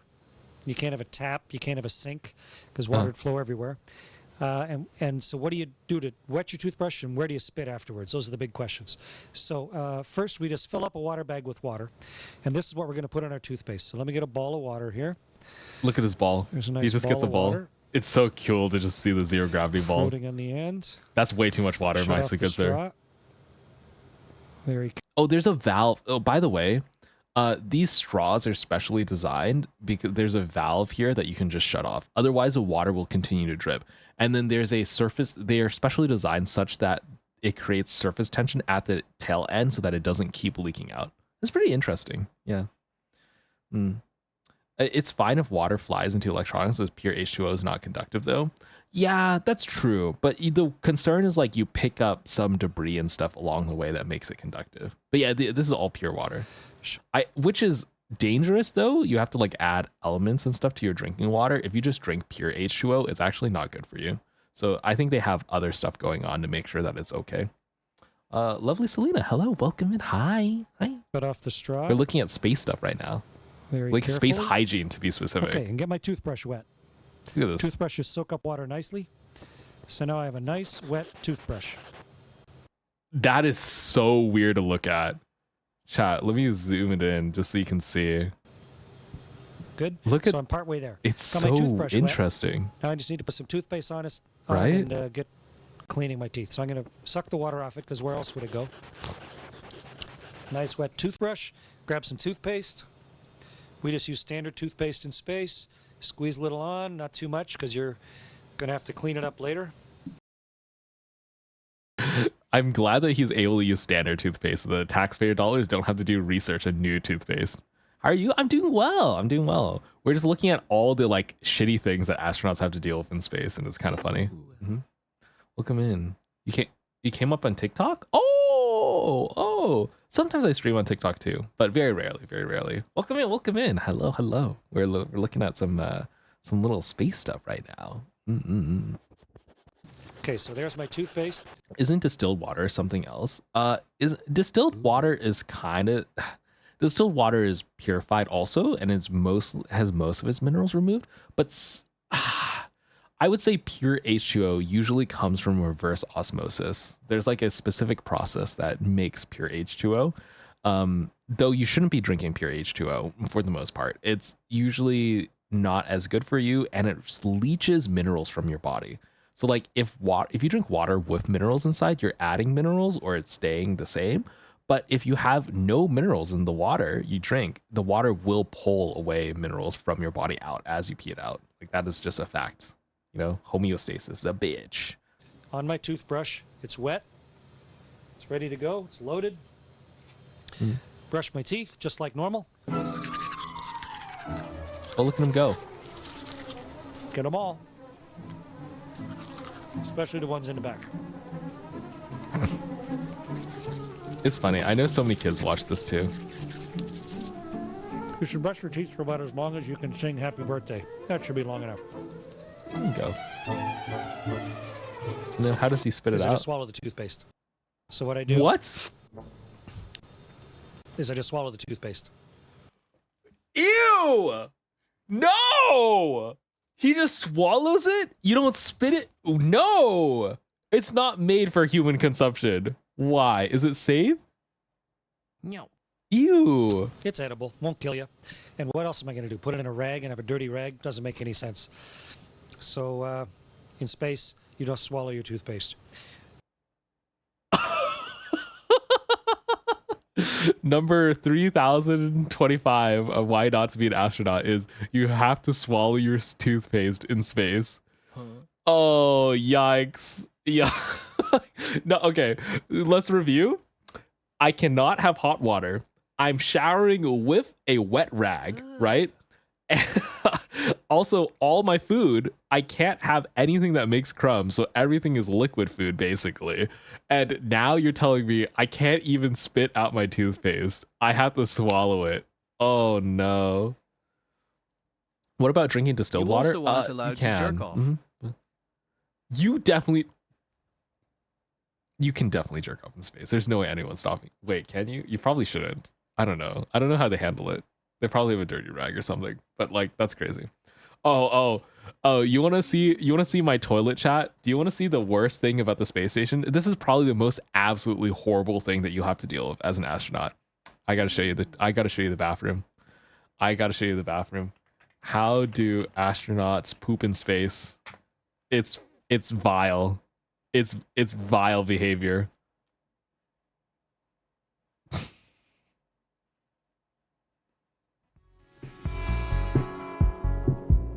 Here we go.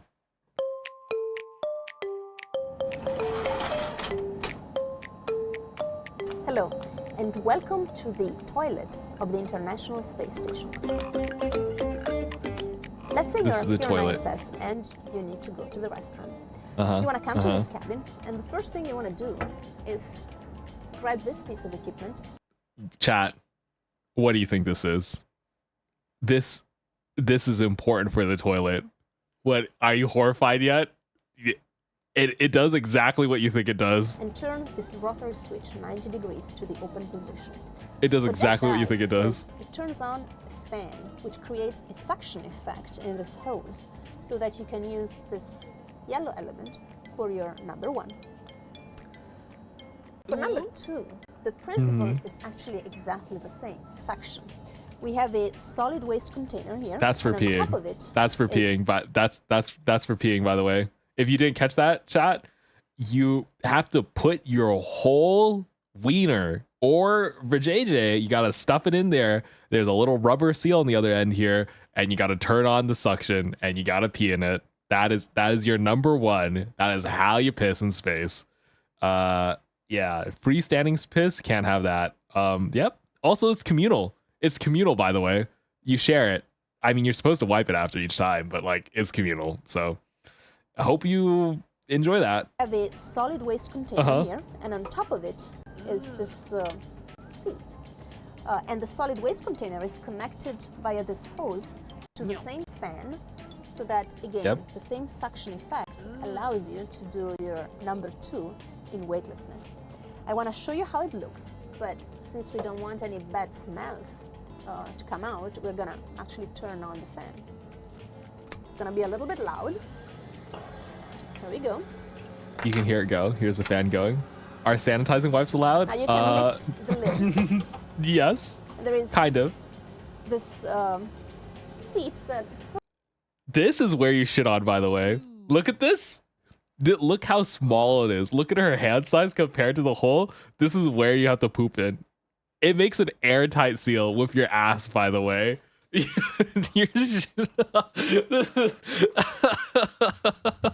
Oh yeah. It's comfortable, but you don't really sit in weightlessness. So most of us actually prefer to lift this one as well and use directly the opening that goes into the bag.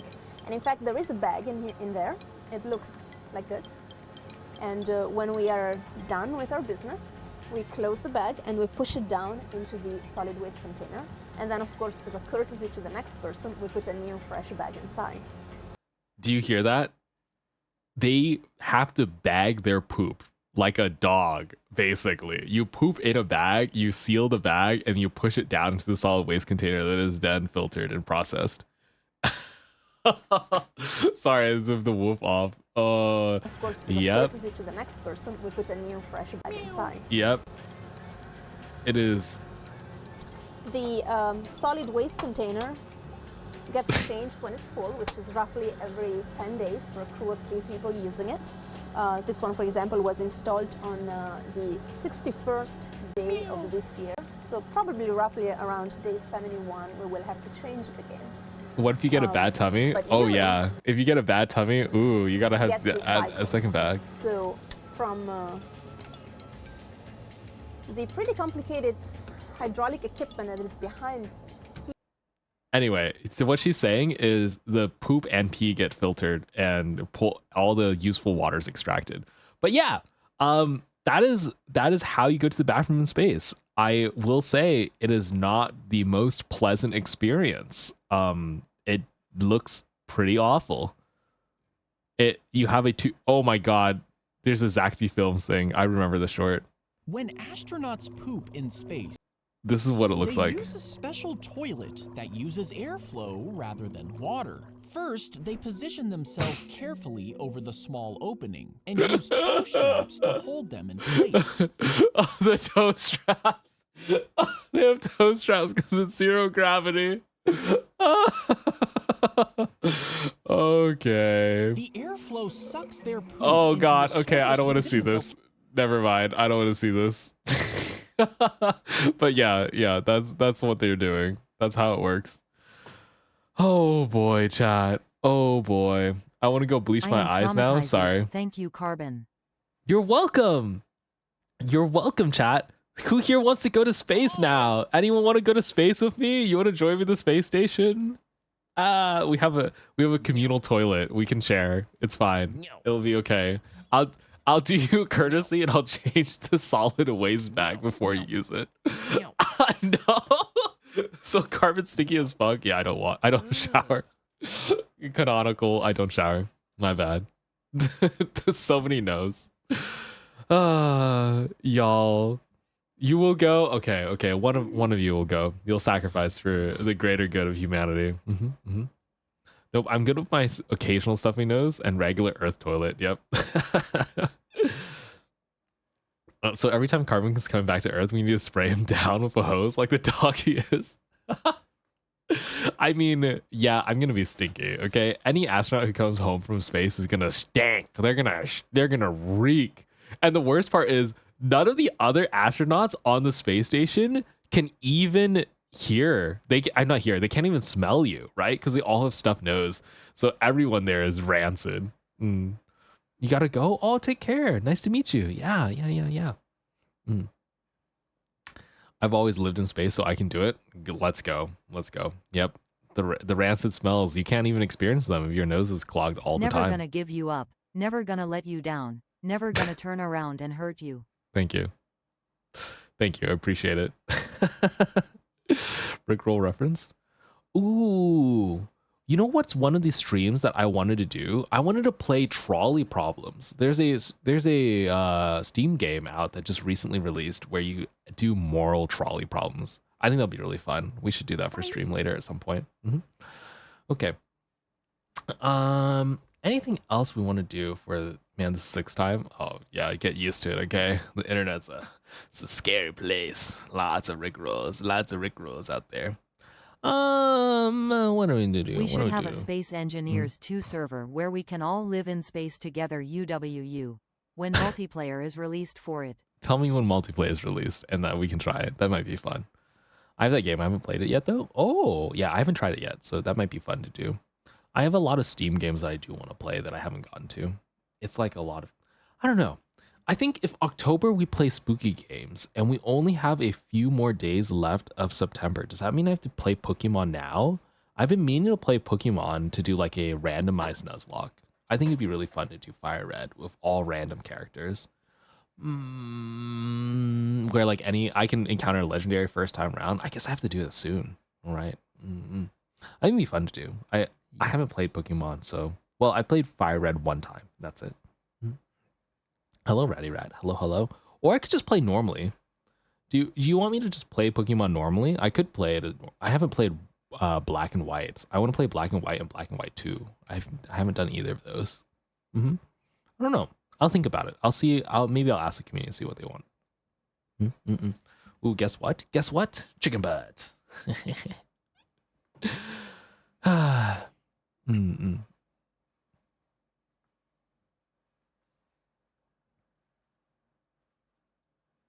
You can mix in some Nuzlocke rules, like if a Pokemon dies and they're out. That's true. I can make it like a soft Nuzlocke, but I feel like I would lose a lot of Pokemon, you know? Oh, Ratty Rat, happy birthday. Happy birthday. Guys, random side tangent. Have you seen molten metal being poured into any hills? Oh, you want to see the ad tangent? I think I remember when you played Pokemon. You had the pixel model and you named them after members in chat. Yeah? Yeah, I did. It was the one time I played Pokemon. It was my first time playing Pokemon, and I sucked at it so much. Here, you want to see the pixel model that they're referencing? Let me show you the old pixel model. Whoa. Hi. Whoa. Maybe I play Pokemon with this. You know, that could be fun. Yeah. Nice. Wow. Let me see. How do I add? There's toggles and stuff too. How do I add the left shift Q? Oh. Whoa. Wait. I think there's. Give me a second. I need to find what the keyboard triggers are for this. Oh. There's a helmet. Yeah, there's a helmet too. Hi. Hello. It's fun. I do enjoy it. The helmet's nice. What other toggles do I have here? I have plenty. This is from a while back. This is when I first started streaming. I remembered you like calling me Jason the first time we met. What? Jason? Smile. Oh, Glorp, get back down here. Glorp. But yeah, I really like this model. Oh, did you? Hello, hi, welcome in. I think it's very well made. I don't use it very often, but I should pull it out a little more. So cute. Yeah. Oh, I just hit my head into the microphone. I was getting too close to the microphone. I was shaking my head around to show you the model, and I just whacked my head into the microphone stand. But yeah, hello everyone. Yeah, it looks so cool. Thank you. I'm glad. Here, there's like a whole, you can see the whole body. Wow. Wow.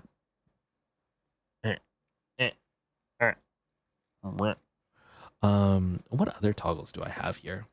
Whatever. I think I have some. I have the stars. I have. What other face toggles do I have? I'm looking. Oh, this is great. Chat. It's near the end of stream. I have to go now so that people can sleep. I have to leave so that you can all rest. Sad. I'm so sad. Why would you leave me? Why would you leave me like this? Don't you love me, chat? Play Pokemon Conquest. It's based on the Sengoku period, the Warring States period, 1467 to 1615. It mixes Nobunaga's ambition with Pokemon. It's so fun with RPG and strategy elements. Sounds like a nerdy thing for you to say. Good thing I'm a nerd with my little pixel glasses. Boop. Very fun. I do enjoy it. Is there a pixel model for the cat? There's not a pixel model for the cat. There's not. No, not at all. Someone's. Thank you. Welcome in. Glass pixels is too cute. Thank you. I need with a bang under his glasses. Oh, you're right. I have the wrong layer. My bad. Don't worry about it. Why are you bullying me?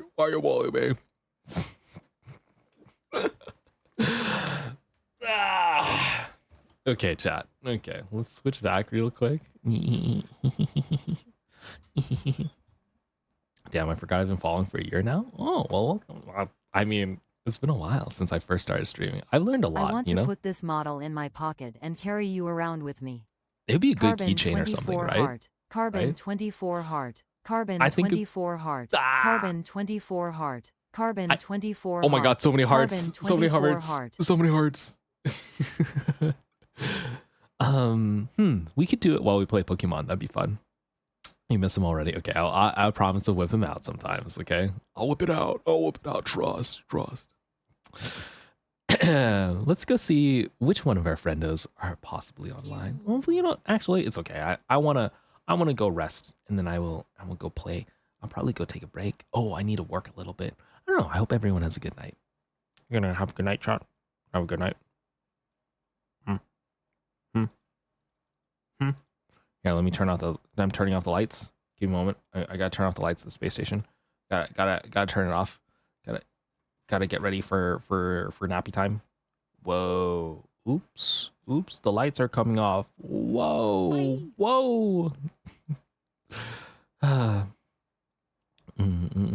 Oh, Corey. Oh no. Well, I hope you were able to enjoy some of it. I'll get the VOD up really soon.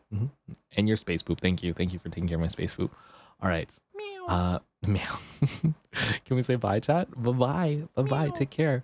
Bye. I'll see you next time. Oh, I'll see you tomorrow. We'll have a big LORP event. Bye.